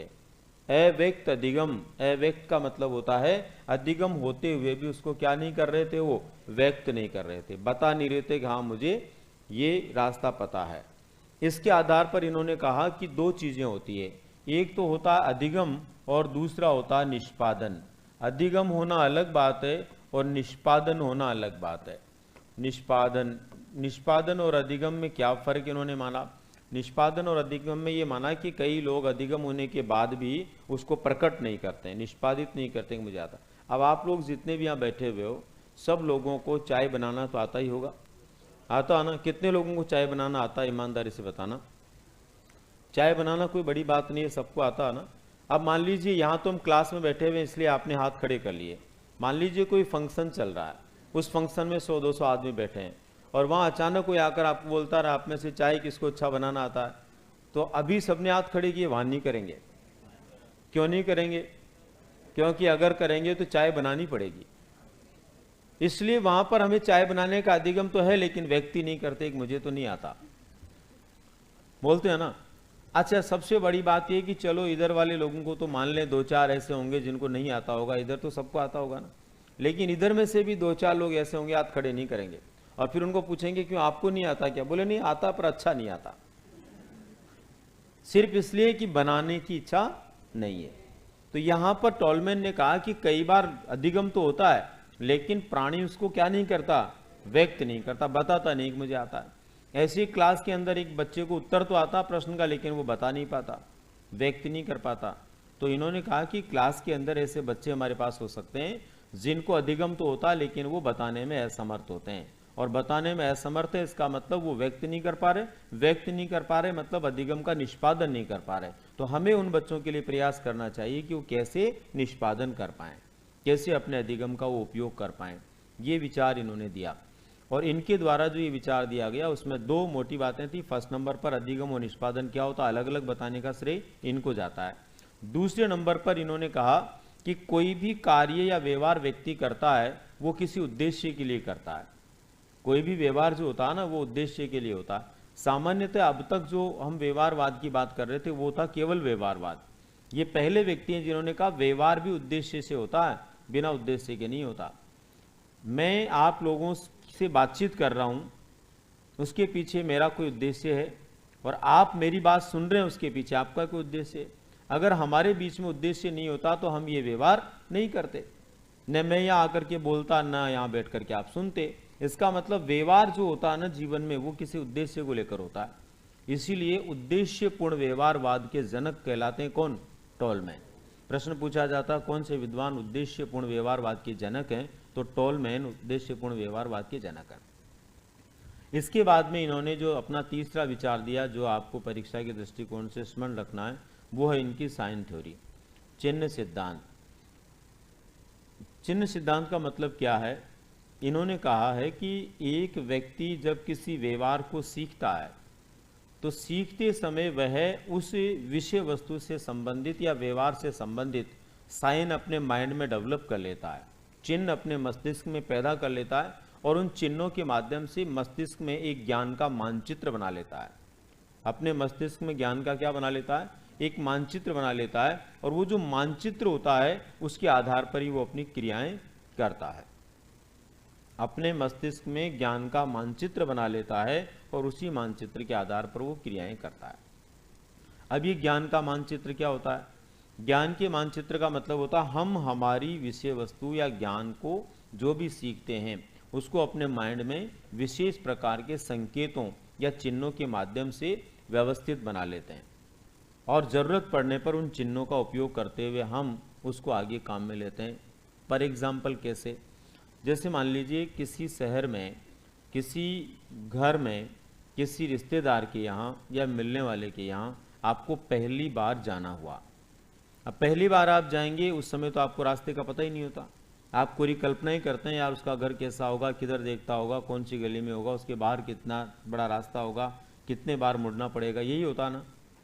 लेकिन जब आप पहली बार जाते हैं तो हर व्यक्ति माइंड में सोचता है कि अरे रिश्तेदार तो हो सकता है बाद में भी आना पड़े, इसलिए इसका रास्ता क्या थोड़ा अपने माइंड में बैठा लेते हैं, और फिर वो जाएंगे तो पूरे रास्ते को गौर से देखेंगे, और गौर से देखने के बाद अपने माइंड में बैठाएंगे कि देखो मुख्य सड़क से मुड़े थे, एक दुकान थी जिस पे सरस डेयरी लिखा था, उसके बाद में हम आगे आए, वहाँ एक नीम का पेड़ था, उस नीम के पेड़ से हम लेफ्ट घूमे थे, लेफ्ट घूमने के बाद में एक बड़ी सी नाली आई थी, उसको क्रॉस करते ही राइट हैंड साइड हम घूमे, और राइट में घूमते ही सामने 4 मकान थे, उनमें से 2 इधर और 1 इधर था, बीच में उसका तीसरे नंबर का मकान था। अब ये आपके माइंड में आपने बैठा लिया, बैठाते हो कि नहीं बैठाते उसे, और फिर जब जरूरत पड़ती है तब आपको वही चलता, पूरी सीरीज वही चलेगी कि पहले सरस डेयरी आएगी, सरस डेयरी से अपने को घूमना है, फिर नीम का पेड़ आएगा, फिर लेफ्ट में चलना, फिर नाली आएगी, फिर राइट में चलना, फिर 4 मकान में से कौन से वाला उसका, ये चलता है ना। तो ये दिख थोड़ी रहा अपने को, ये सारा हमने कहाँ मेकअप किया? अपने माइंड में किया। ये है मानसिक मानचित्रण। आप लोग सभी अपने अपने गांव से यहाँ आए होंगे, और सभी लोग अपने अपने गांव से यहाँ आए हो, तो जो लोग जग कर के आया है 2 तरह से आते हैं, सो कर के और स्लीपर बस में आया हो तो सो के आया होगा, उसको तो पता ही नहीं कहाँ कहाँ से बस आई है, जोधपुर आने के बाद पता चला होगा। जो लोग जग कर के आए उनको ये पता है कि उनके गांव से जोधपुर आने में कहाँ कहाँ से उनको आना पड़ा, कौन से नुक्कड़ से आना पड़ा, कौन से मोड़ से आना पड़ा, और अभी उनके माइंड में वो पूरी रील चल रही होगी कि मेरे गांव का रास्ता इधर इधर से जाता है। अच्छा, जिस गांव के आप रहने वाले हैं उस गांव की गलियां, उस गांव के चौराहे, उस गांव में जो जो व्यवस्थाएं वो आपके माइंड में है कि नहीं? अभी हर आदमी के दिमाग में है कि वो इस तरह का स्कूल है मेरे गाँव में, वो हैंडपम्प लगा हुआ है, वो इधर पानी की टंकी है, वो सब दिख रहा आपको। मुझे मेरे गाँव का दिख रहा होगा, आपको आपके गाँव का दिख रहा होगा, हाँ या नहीं? वो क्या सब उसकी चिन्ह तो बने हुए हैं, संकेत, कोई टंकी थोड़ी आके घुस गई तुम्हारे खोपड़े में, उसका चिन्ह तो बना हुआ तुम्हारे माइंड में कोई, उससे आपको लग रहा कि वो पानी की टंकी है मेरे गांव में, वो हैंडपंप लगा हुआ है, वो चतुर्भुज का मकान है उधर, ये सब कुछ है कि नहीं तुम्हारे माइंड में, है ना? अच्छा, किसी गांव में चतुर्भुज नहीं हो तो लालू राम माधु राम का हो, किसी का वो होगा माइंड में ना, जरूरी नहीं है चतुर्भुज का ही हो। तो कुल मिलाकर के अपने माइंड में वो सारी चीजें जो है वो किस रूप में है, मानसिक मानचित्रण के रूप में है। इसी को कहा जाता है साइन थ्योरी। इन्होंने कहा कि हम जो कुछ भी सीखते हैं उसको संकेतों के माध्यम से, चिन्हों के माध्यम से अपने मस्तिष्क में एक मानचित्र बना लेते हैं और जरूरत पड़ने पर फिर उसका उपयोग हम करते हैं। तो 3 बातें टोलमैन को आप जो है उसके सिद्धांत की आपको ध्यान रखनी है। फर्स्ट नंबर पर अधिगम और निष्पादन अलग अलग होते हैं, ये इन्होंने पहली बार समझाया। सेकेंड नंबर पर एक व्यक्ति जो होता है वो किसी उद्देश्य की दिशा में ही काम करता है, उद्देश्यपूर्ण व्यवहारवाद को इन्होंने बनाया। थर्ड नंबर पर हम ज्ञान को मानसिक मानचित्रण के द्वारा स्मरण रखते हैं। ये 3 महत्वपूर्ण बातें आपको ध्यान में रखनी है। इसके अलावा सामान्य बातों में ये एकमात्र सिद्धांत है जो 2 श्रेणियों में आता है, एसआर थ्योरी में भी आता है और एसवार में भी आता है, बाकी कोई सिद्धांत ऐसा नहीं है। दूसरे नंबर पर ये एक ऐसा सिद्धांत है जिसमें इन्होंने इस बात को स्पष्ट किया कि कई बार व्यक्ति को अधिगम होने के बाद भी वो क्या नहीं करता, उसको निष्पादित नहीं करता या उसको अभिव्यक्त नहीं करता। लिखिए, अमेरिकी विद्वान टोलमैन ने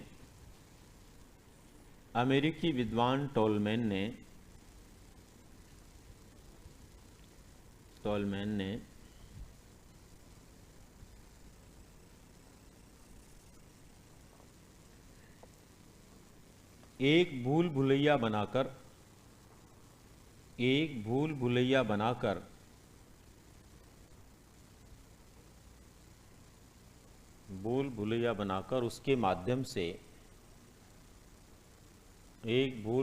बनाकर उसके माध्यम से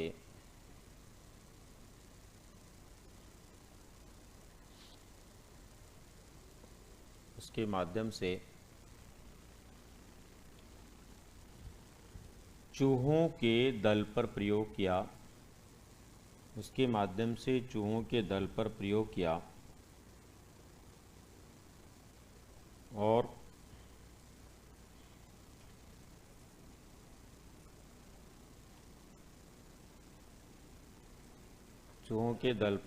किया, और स्पष्ट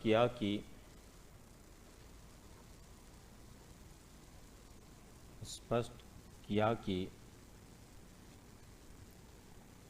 कई बार प्राणी को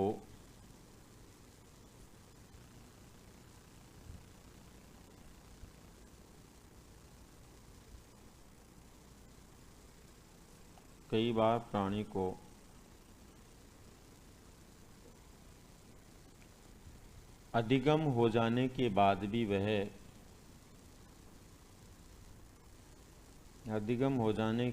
वह उसको प्रकट नहीं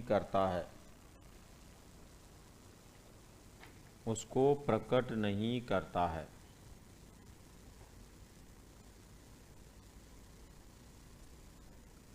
इसे ही अव्यक्त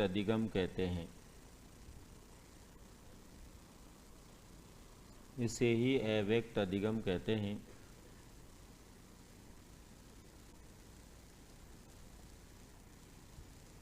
स्टेप बदल कर लिखो।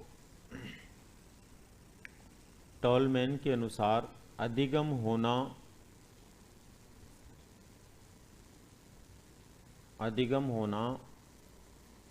और उसका निष्पादन होना दोनों अलग अलग हैं।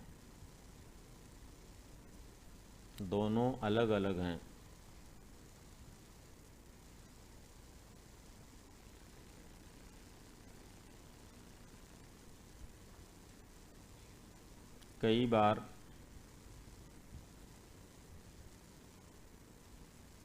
अधिगम हो जाने के बाद भी प्राणी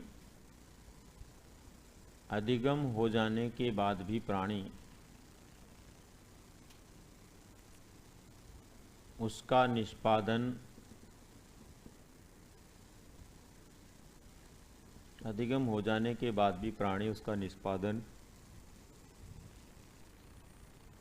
नहीं करता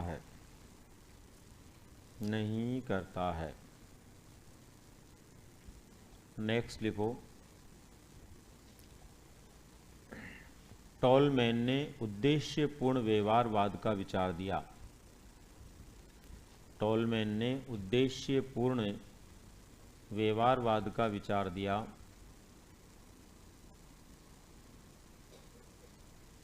उद्देश्यपूर्ण व्यवहारवाद का विचार दिया।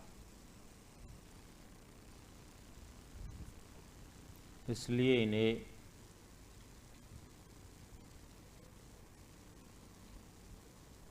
इन्हें उद्देश्यपूर्ण व्यवहारवाद का जनक कहते हैं। उद्देश्यपूर्ण व्यवहारवाद का जनक कहते हैं।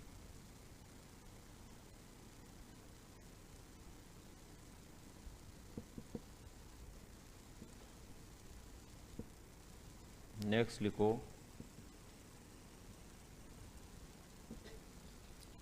टॉलमैन के अनुसार जब एक व्यक्ति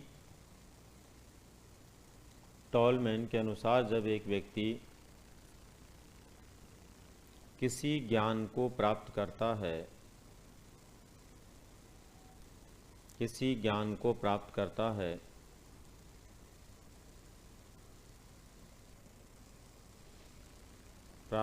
है, तो वह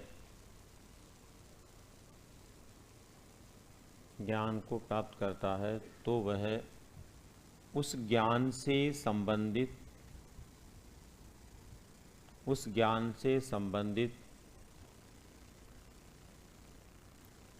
ज्ञान संरचनाओं को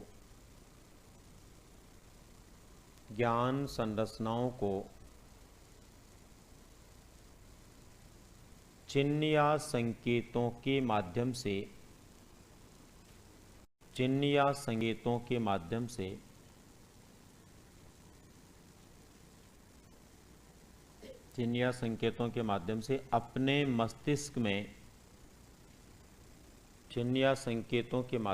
अपने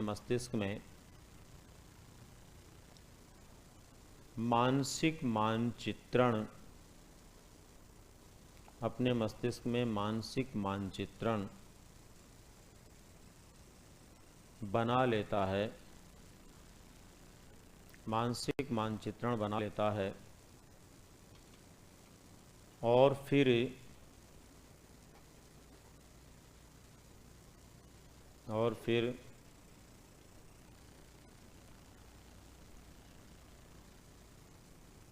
आवश्यकता पड़ने पर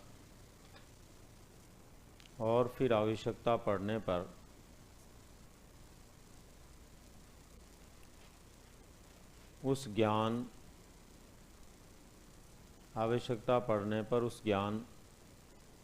का उपयोग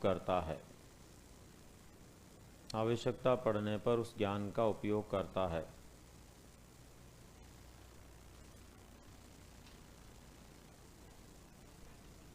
नोट डालकर लिखो,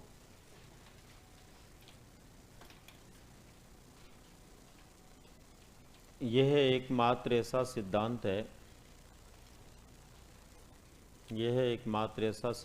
है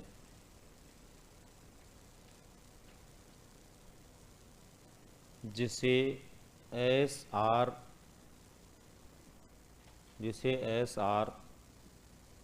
एवं SOR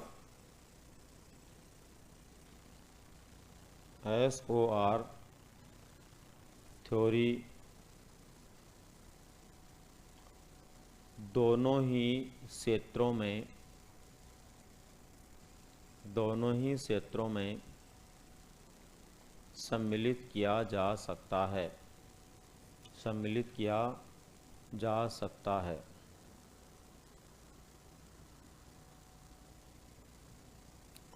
ठीक है। अब इसके बाद देखो, सिद्धांत हो गए आपके, और क्या क्या इसमें हो गया आपके, अधिगम का अंतरण हो गया ना, अधिगम अंतरण नहीं हुआ आपके, नहीं हुआ। तो अधिगम अंतरण और अधिगम के प्रकार और प्रभावित करने वाले कारक, ये 3 बिंदु और इसमें हम देखेंगे। तो पहले हम देखते हैं अधिगम अंतरण।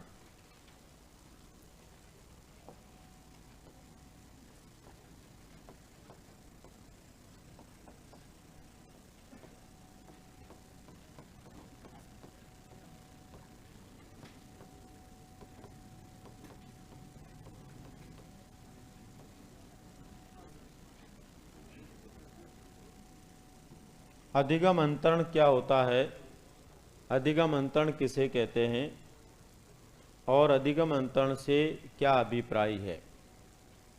देखिए, सामान्य रूप से यदि हम अधिगम अंतरण के बारे में बात करें तो अधिगम अंतरण का मतलब होता है हम लोग कोई भी व्यवहार कहीं पर एक बार सीखते हैं या किसी भी प्रकार के व्यवहार को एक बार जान लेते हैं तो उसको जानने के पीछे क्या वजह होती है और उसका भविष्य में क्या उपयोग होता है। तो पहले नंबर पर तो हम किसी भी व्यवहार को जानते इसीलिए या सीखते इसीलिए कि वो बाद में हमारे काम में आएगा, और जब बाद में हमारे काम आएगा तो बाद में काम आने वाली जो स्थिति है वो क्या है। दरअसल आप लोग जैसे अभी यहाँ बैठ कर के पढ़ रहे हैं तो यहाँ पर हम क्या कर रहे हैं, अधिगम प्राप्त कर रहे हैं या सीखने का प्रयास कर रहे हैं। यहाँ हमारे द्वारा सीखा गया कोई भी व्यवहार है, इस व्यवहार को हम क्यों सीख रहे हैं, क्योंकि हमें इस व्यवहार के आधार पर परीक्षा में प्रश्न पत्र हल करना है। इसका मतलब क्लास में हमारे द्वारा सीखा गया कोई भी ज्ञान कहाँ काम आएगा, परीक्षा के अंदर प्रश्न पत्र हल करने के काम आएगा। तो यहाँ प्राप्त अधिगम का उपयोग हम परीक्षा कक्ष में कर रहे हैं तो वो अपने आप में क्या है, क्या है, अपने आप में अधिगम का अंतरण है। एक क्षेत्र में सीखा हुआ कोई भी ज्ञान जब दूसरे क्षेत्र में उपयोग में आता है तो उसको क्या कहते हैं, हम अधिगम का अंतरण कहते हैं, ट्रांसफर ऑफ लर्निंग कहते हैं, अधिगम का स्थानांतरण कहते हैं। पहली बार एक बालक जब स्कूल में पढ़ने के लिए जाता है या आप भी पहली बार स्कूल में पढ़ने के लिए गए होंगे तो सबसे पहले नंबर पर आप लोगों ने क्या पढ़ा होगा, सबसे पहले आप लोगों ने भाषा पढ़ी होगी और फिर भाषा के ज्ञान के आधार पर आपने क्या किया होगा, भाषा के ज्ञान के आधार पर आपने अन्य विषय पढ़े होंगे। यानी सामाजिक विज्ञान, विज्ञान, गणित को पढ़ने के लिए पहले किसकी ज़रूरत पड़ती है, भाषा के ज्ञान की ज़रूरत पड़ती है। इसका मतलब अन्य विषयों को पढ़ने के लिए हमने जिस भाषा का उपयोग किया वहाँ पर भाषा के अधिगम का अंतरण हुआ, वहाँ पर भाषा के अधिगम का अंतरण हुआ। इसी को हम क्या बोलते हैं, सरल भाषा में अधिगम का अंतरण बोलते हैं। लिखो एक बार यहाँ पर,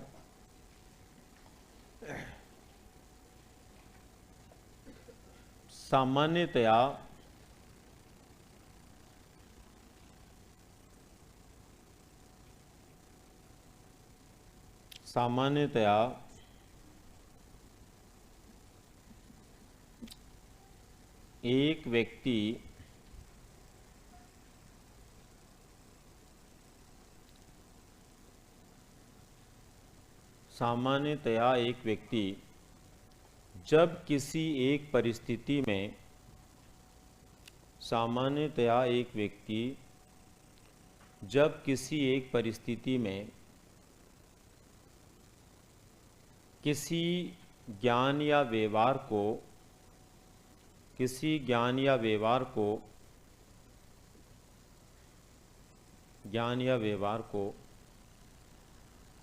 प्राप्त करता है, ज्ञान या व्यवहार को प्राप्त करता है और फिर उसका वह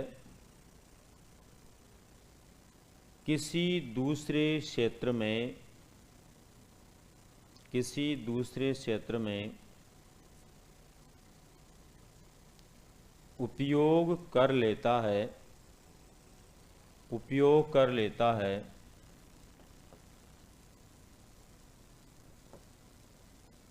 तो यह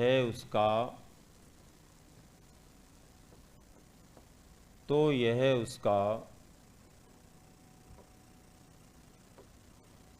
अधिगम अंतरण या स्थानांतरण कहलाता है।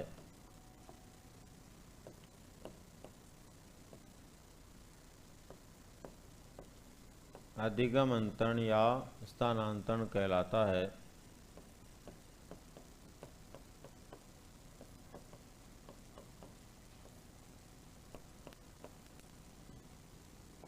अधिगम अंतरण या स्थानांतरण कहलाता है।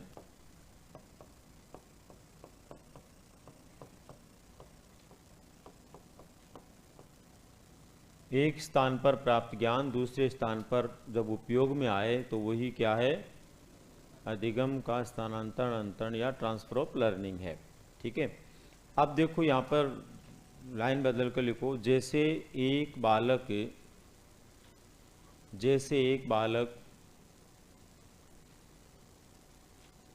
पहली बार विद्यालय जाता है, जैसे एक बालक पहली बार विद्यालय जाता है,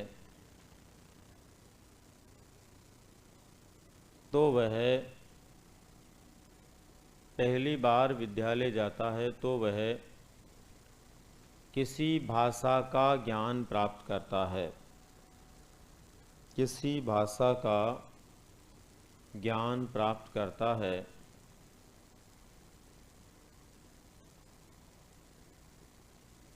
ज्ञान प्राप्त करता है और फिर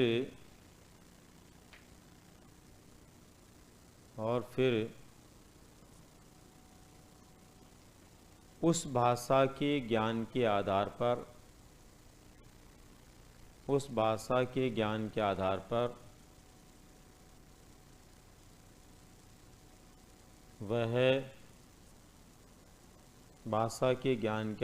वह जब अन्य विषय पढ़ने लगता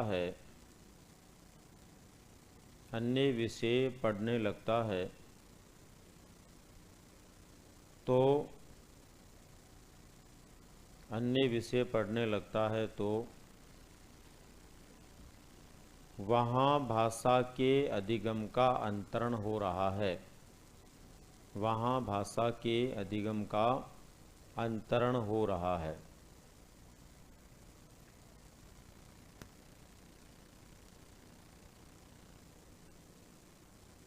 भाषा के अधिगम का अंतरण हो रहा है। ठीक है। अब इसके बाद में देखिए मनोवैज्ञानिक दृष्टिकोण से अधिगम अंतरण क्या है, विद्वानों के अनुसार अधिगम अंतरण क्या होता है।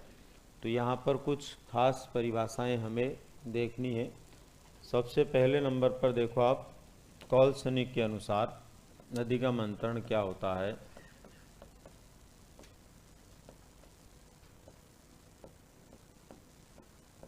पीटरसन के अनुसार क्या होता है, अंडरवुड के अनुसार क्या होता है, बोरिंग,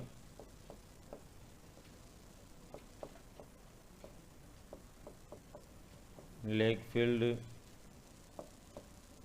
और वेल्ड के अनुसार क्या होता है। कॉलसनी के अनुसार लिखो,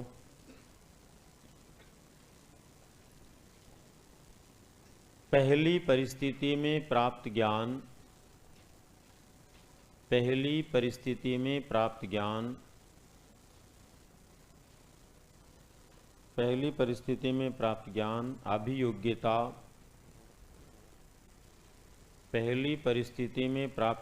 अभियोग्यता एवं कौशल, पहली परिस्थिति में प्राप्त ज्ञान अभियोग्यता एवं कौशल का दूसरी परिस्थिति में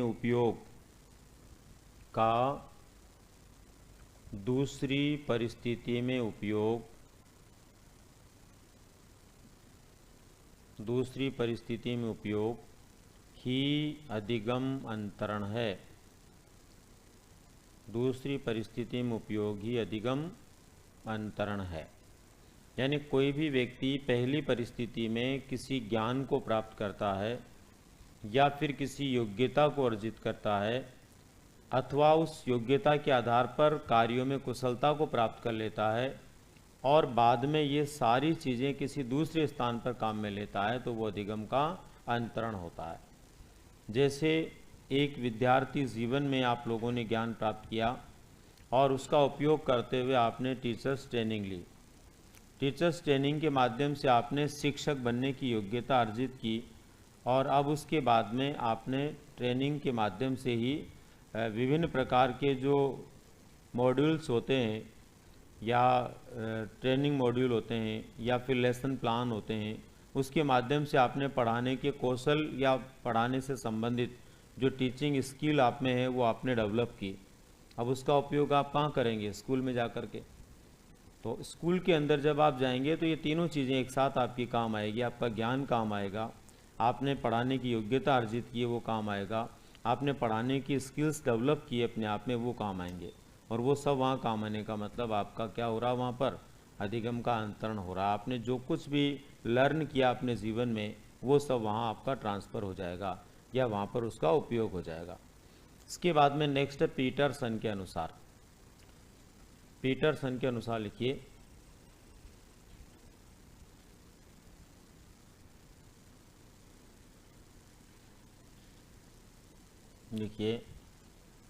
अधिगम अंतरण से अभिप्राय, अधिगम अंतरण से अभिप्राय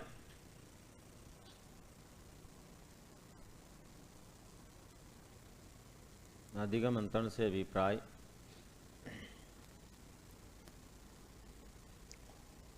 अनुभवों का विनियोग है, अनुभवों का विनियोग है। अधिगम अंतरण से अभिप्राय अनुभवों का विनियोग है। विनियोग का मतलब आगे से आगे उपयोग होना, आगे से आगे काम में लेना, आगे से आगे योगदान मिलना, ठीक है, वो विनियोग होता है। तो यहाँ पर ये माना है पीटरसन ने कि दैनिक जीवन में हम लोग जो भी अनुभव ग्रहण करते हैं या हमारे द्वारा जो भी अनुभव लिए जाते हैं, उन प्राप्त अनुभवों का उपयोग जब हम क्या करते हैं, आगे की किसी परिस्थिति में करते हैं, तो वो हमारे अनुभवों का क्या होता है, उपयोग होता है, विनियोग होता है। अब आगे की परिस्थिति में अनुभवों का उपयोग करना ही क्या है, अधिगम का अंतरण है। जब जब हम पीछे की परिस्थितियों के अनुभवों को आगे की परिस्थितियों में उपयोग में लाते हैं, तब तब वो क्या कहलाता है, अनुभवों का विनियोग कहलाता है, उपयोग कहलाता है। उसी को हम क्या कहेंगे, अधिगम का अंतरण कहेंगे। ठीक है, नेक्स्ट लिखिए अंडरवुड के अनुसार। अंडरवुड के अनुसार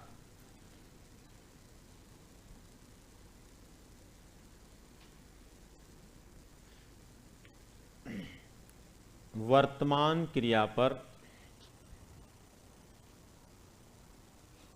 वर्तमान क्रिया पर पढ़ने वाला, वर्तमान क्रिया पर पढ़ने वाला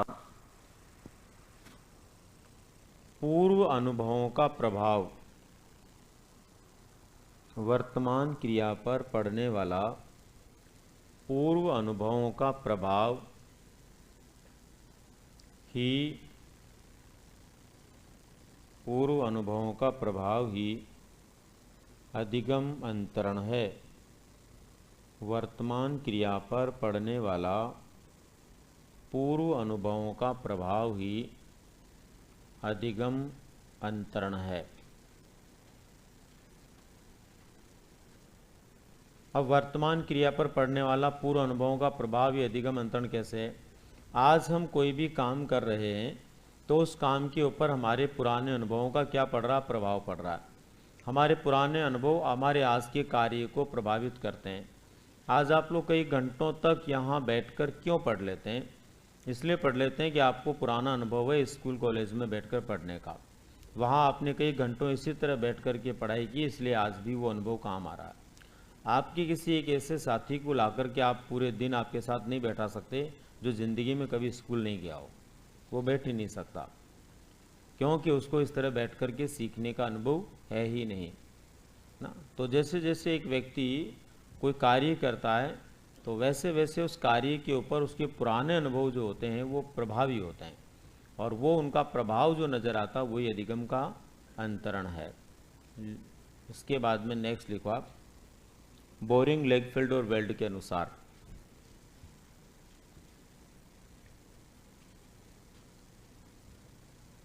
बोरिंग, लेगफील्ड और वेल्ड के अनुसार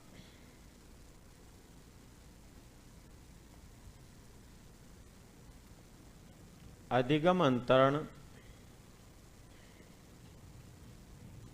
अधिगम अंतरण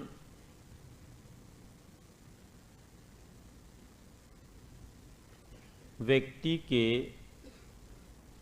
अधिगम अंतरण व्यक्ति के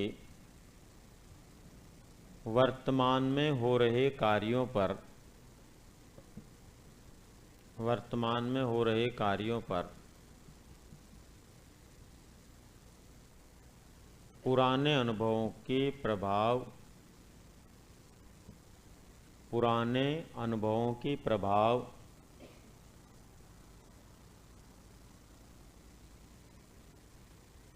पुराने अनुभवों के प्रभाव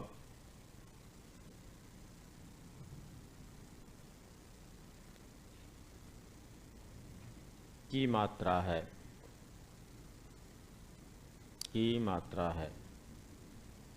यानी वर्तमान में हम कोई भी काम कर रहे हैं उसके ऊपर पुराने अनुभवों की या प्राचीन अनुभवों की जो मात्रा प्रभावित कर रही है वो कम है, ज़्यादा है, वही अपने आप में अधिगम का अंतरण है। अब इसके बाद में अधिगम अंतरण जो होता है वो कैसे काम करता है, इसके लिए कुछ सिद्धांत दिए हुए हैं। तो 4-5 सिद्धांत हैं जो आपको ध्यान में रखने हैं विशेष रूप से। इन सिद्धांतों को देने वाले जो लोग हैं उनके नाम पूछे जाते हैं अक्सर, ज़्यादातर बार तो उनके नाम ही पूछे जाते हैं कि ये सिद्धांत किसने दिया। दूसरा हो सकता है इनकी थीम भी पूछ ली जाए, तो हमें 2-2 लाइनों में ये बात भी ध्यान में रखनी है कि इसका मतलब क्या होता है, इसका अर्थ क्या होता है। तो सामान्यतः उसका अर्थ क्या वो हमें पता रहे और वो सिद्धांत दिया किसने ये हमें पता रहे। बिंदु डालिए आप, अधिगम अंतरण के सिद्धांत।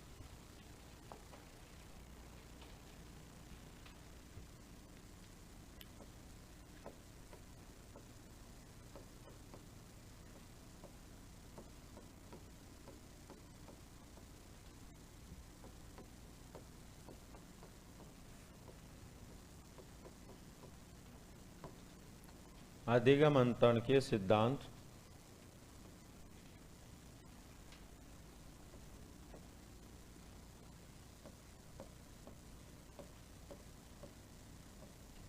समरूप तत्व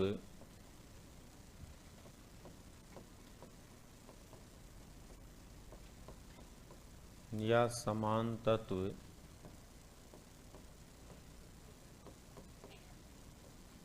अधिगम अंतरण।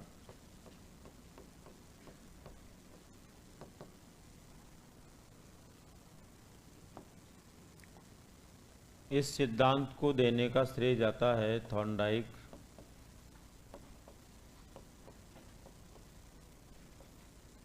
इसके मुख्य देने वाले हैं रूगर और सोरेनसन। इन्होंने इनके विचारों का समर्थन किया है। तो मुख्य रूप से इस सिद्धांत को प्रस्तुत किया थॉर्नडाइक ने।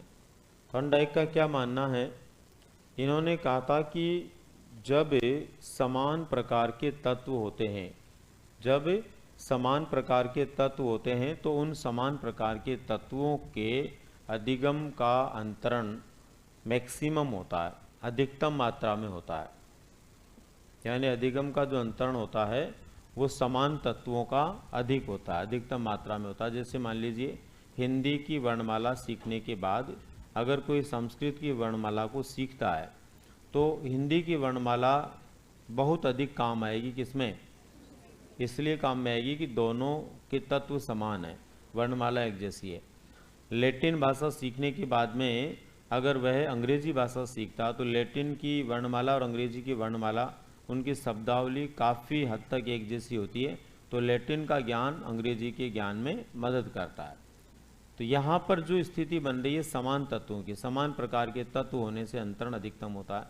परीक्षा में प्रश्न आया हुआ, ट्रैक्टर चलाने के बाद में बस चलाना किस सिद्धांत पर निर्भर करता है? तो समान तत्व या समरूप तत्व अधिगम अंतरण पर, क्योंकि ट्रैक्टर चलाते समय उसमें भी बहुत सारी चीज़ें होती है जो एक समान होती है। उसमें क्लच होता है, उसी में ब्रेक होते हैं, उसमें गियर होते हैं, एक्सीलेटर्स होते हैं, ये सारे उसमें सेम होते हैं जो बस में भी होते हैं। इसका मतलब वो सारी चीज़ें, वो सारे अनुभव वहाँ पर उसको काम आएंगे।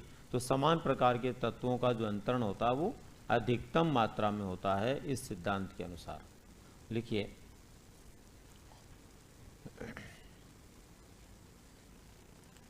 इस सिद्धांत के अनुसार, इस सिद्धांत के अनुसार, इस सिद्धांत के अनुसार समान समान प्रकार के तत्व अधिकतम मात्रा में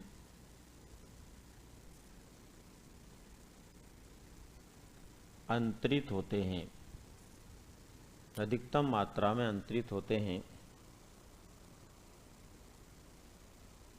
अधिकतम मात्रा में अंतरित होते हैं यदि पहली परिस्थिति में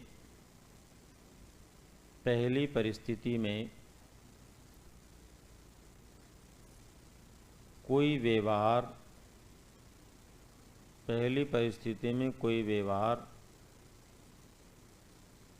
सीखा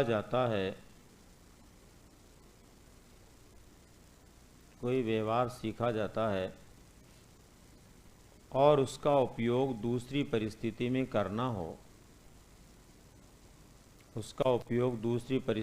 करना हो,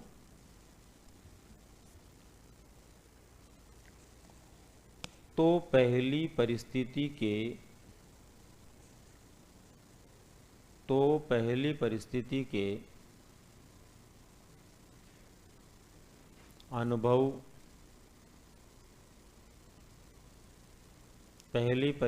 के अनुभव दूसरी परिस्थिति में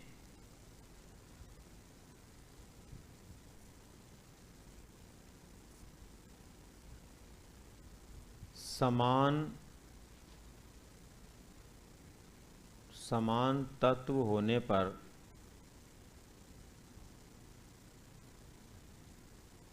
अधिकतम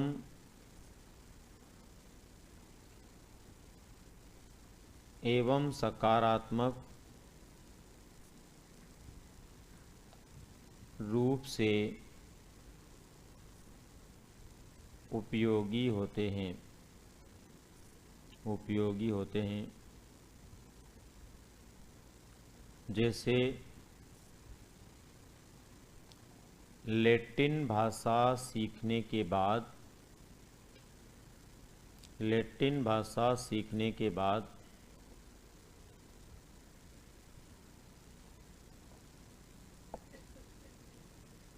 अंग्रेजी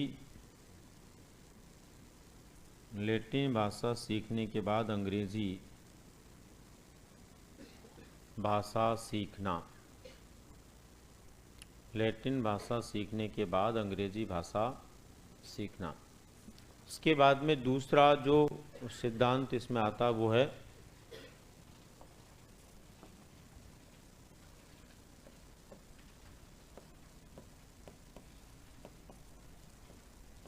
सामान्यीकरण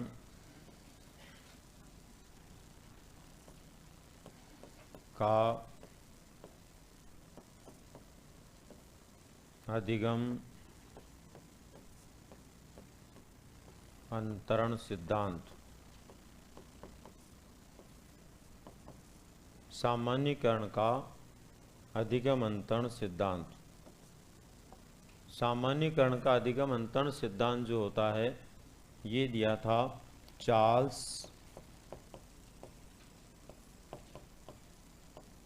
जुड ने, और इसके समर्थक हैं क्रो एंड क्रो। चार्ल्स जुड के द्वारा ये सिद्धांत दिया गया, क्रो एंड क्रो ने इसका समर्थन किया। यहाँ पर इस सिद्धांत में चार्ल्स जुड ने कहा था कि जब कोई व्यवहार किसी व्यक्ति के व्यवहार में सामान्य हो जाता है तो उस व्यक्ति के व्यवहार का अंतरण वो कहीं भी कर सकता है। यूँ कहें कि एक सामान्य व्यवहार होने पर व्यक्ति किसी भी परिस्थिति में उसका क्या कर सकता है, उपयोग कर सकता है, और अगर सामान्य नहीं होता तो फिर उसको दूसरी परिस्थिति में उपयोग करने में दिक्कत होती है। यहाँ पर व्यवहार के सामान्यीकरण से अभिप्राय व्यवहार का अनुभव हो जाना। हम किसी कार्य को जब बार बार करते हैं तो उस कार्य का हमें अनुभव और अभ्यास हो जाता है। वो हमारे स्वभाव या आदत में आ जाता है और फिर ज़रूरत पड़ने पर हम बखूबी उसको बहुत आसानी से कहीं भी पूरा कर सकते हैं। ठीक है। और अगर कोई व्यवहार है जो हमारे अभ्यास में नहीं आया हुआ है तो उसको हम दूसरी परिस्थिति में करते तो हैं, लेकिन उस ढंग से नहीं कर पाते हैं। तो किसी कार्य को हम ढंग से कर पा रहे हैं या नहीं कर पा रहे हैं, ये डिपेंड करता है हमारे सामान्यीकरण पर या व्यवहार के सामान्यीकरण पर। इसीलिए इससे सामान्यीकरण का सिद्धांत कहा जाता है। यहाँ जैसे मान लीजिए एक शिक्षक है, वो नियमित रूप से एक स्कूल के अंदर मात्र इतने बालकों को पढ़ाता जिनकी संख्या जो है 30, 35 हो, 40 हो, अधिकतम 40 बच्चों को मान लीजिए वो पढ़ाता है। अब उसके स्वभाव में 40 बच्चे पढ़ाना, अचानक उस शिक्षक को आप किसी दूसरी स्कूल में ट्रांसफ़र कर देते हैं और वहाँ भी उसको 40-35 बच्चे पढ़ाने हैं तो आराम से पढ़ा लेगा, कोई दिक्कत नहीं है। लेकिन यदि उसको अचानक से एक ऐसे स्कूल में भेज देते हैं जहाँ पर एक साथ 400 बच्चों को पढ़ाना है तो वो नहीं पढ़ा पाएगा। ठीक है ना। एक शिक्षक है मान लीजिए जो 20 विद्यार्थियों को नियमित रूप से मार्गदर्शन देता है, उसको अचानक 200 में भेज देंगे तो वो नहीं कर पाएगा, लेकिन 20 में ही भेजेंगे तो वो आसानी से उनको मार्गदर्शन दे पाएगा। एक व्यक्ति नियमित रूप से हिंदी पढ़ाता है और हिंदी पढ़ाने का उसको कई सालों का अनुभव है। अब एक दिन अचानक संस्कृत का टीचर नहीं आया और प्रिंसिपल ने कहा कि आज आपको ये पढ़ाना। अब वो क्या आसानी से पढ़ा लेगा क्या? नहीं पढ़ाएगा। हिंदी के लिए उसको कहीं भेज दो पढ़ा लेगा, पर उस नई भाषा को पढ़ाने के लिए उसको थोड़ा सोचना पड़ेगा। भले उनके समान तत्व हैं, सब कुछ समान है, लेकिन बहुत सारी चीज़ें अलग भी तो हैं। बहुत सारी शब्दावली के अभिप्राय उसको आए कि नहीं आए, काफ़ी चीज़ें ऐसी होती है ना। तो इसका मतलब ये हुआ कि जो व्यवहार व्यक्ति में सामान्य हो जाता है उस व्यवहार को कहीं भी अंतरित कर सकता है, लेकिन जो सामान्य नहीं हो पाता उसका अंतरण संभव नहीं होता। लिखिए, इस सिद्धांत के अनुसार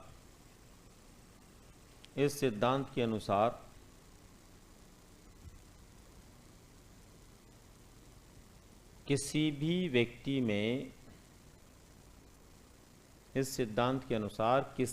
व्यक्ति में जो व्यवहार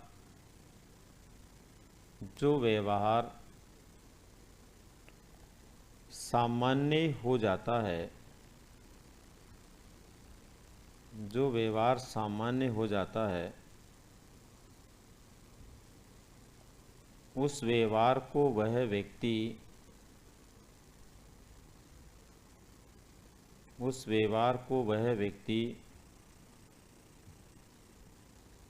किसी भी परिस्थिति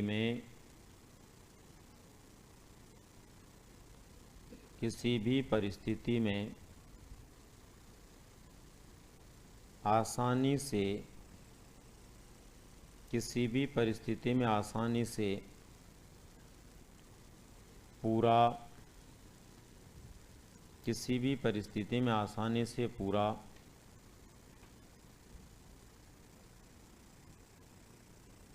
कर लेता है, परंतु जो उसके अनुभव में नहीं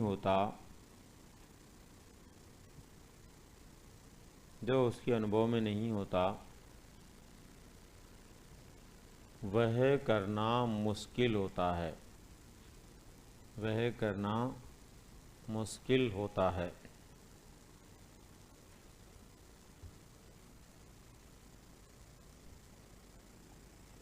जैसे एक शिक्षक नियमित रूप से 20 बालकों की कक्षा में पढ़ाता है,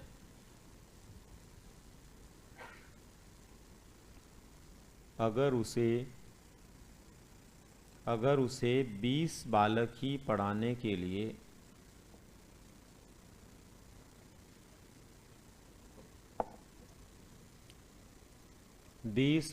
पढ़ाने के लिए कहीं भेजा जाएगा 20 बालक ही पढ़ाने के लिए कहीं भेजा जाएगा तो वह आसानी से पढ़ा लेगा, तो वह आसानी से पढ़ा लेगा।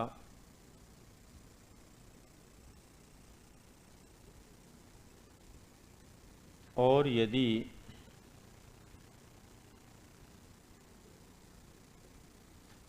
अचानक उसे 200 बालकों की कक्षा में भेज देंगे,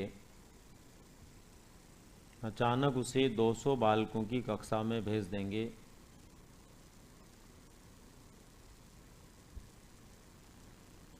तो वह घबराने लगेगा, तो वह घबराने लगेगा।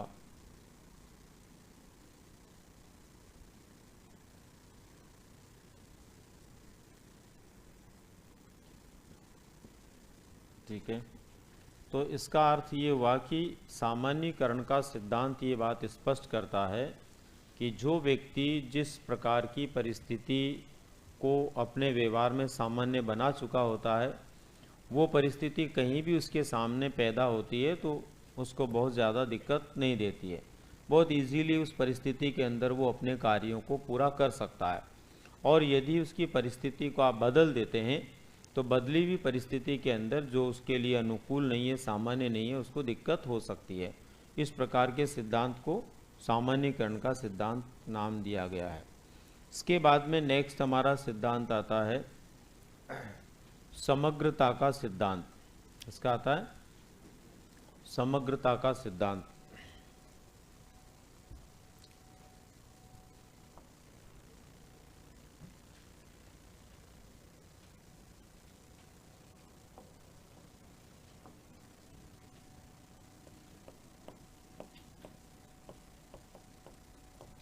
समग्रता का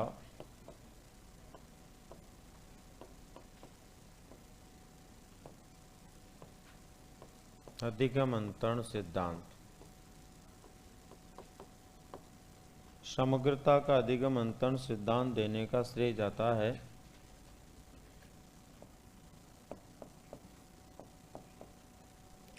वोल्फगैंग कोहलर को।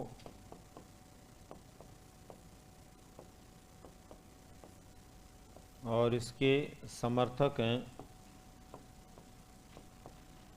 मैक्स वर्दीमर,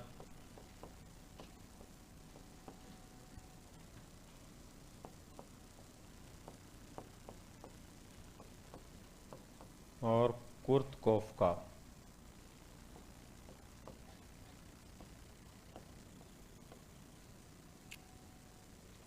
ये जो सिद्धांत दिया गया समग्रता का कोहलर के द्वारा, उसमें कोहलर ने माना है कि कोई भी ज्ञान जब होता है किसी व्यक्ति में और वह उसका अंतरण करना चाहता है तो ज्ञान का अंतरण करने के लिए पहली आवश्यकता है कि समग्रता के आधार पर उसमें कोई सूझ पैदा होती है और उस सूझ की वजह से ही वो अपने ज्ञान को दूसरी परिस्थिति में उपयोग में ला सकता है। जैसे हमने अभी समग्रता या अंतर्दृष्टि या सूझ का सिद्धांत पढ़ा था, उसमें यही था कि पूर्व ज्ञान था लेकिन वो तब तक आगे काम नहीं आ सकता था जब तक उसमें सूझ पैदा नहीं हो जाती है।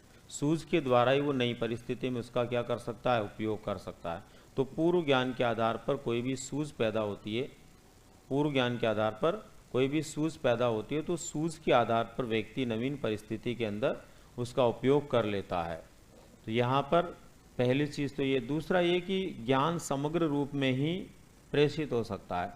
जैसे समस्या समग्र रूप में तभी उसके रिजल्ट मिल सकते हैं, उसी प्रकार से ज्ञान जो है समग्र होगा तभी आगे काम आएगा, वरना समग्र ज्ञान नहीं होगा तो आगे उसका अंतरण नहीं हो सकता। जैसे अज्जल गगरी छलकत जाए, सुना होगा ना आपने। अधूरा पानी से भरा हुआ कोई बर्तन आप लेकर के जाते हैं तो वो गंतव्य पर नहीं पहुंचेगा, वो वैसे ही खाली हो जाएगा, और भरा हुआ तो पहुंचेगा। इसका मतलब ज्ञान तभी अंतरित होता है जब समग्र रूप में हो। फर्स्ट नंबर पर ज्ञान समग्र रूप में हो तब अंतरित होगा। ज्ञान समग्र रूप में होगा तो सूझ पैदा होगी, सूझ पैदा होगी तो अंतरित होगा, अन्यथा नहीं होगा। ये इसमें अपने को ध्यान रखना है। अच्छा, तुमने लिख के नहीं भेजा भी, क्या बोल रहे थे, पूछ रहे थे? अगले दिन भेजोगे? हाँ, कोई बात नहीं, तो अगले दिन भेज देना, पर हल्का फुल्का ही भेजना, है ना। ये पीछे यहाँ कोई बैठा हुआ नहीं अभी? तो यहाँ तुम बैठते हो तो पता नहीं होता कि तुमको कोई हाथ खड़ा कर रहा है तो उसके पास जाना है, वो कोई लिख के देगा तो लाना है। हाँ, अभी तो ठीक है, पर कल ध्यान रखना ना। ठीक है, इससे आगे कल बात करेंगे, कल लिखेंगे इसको।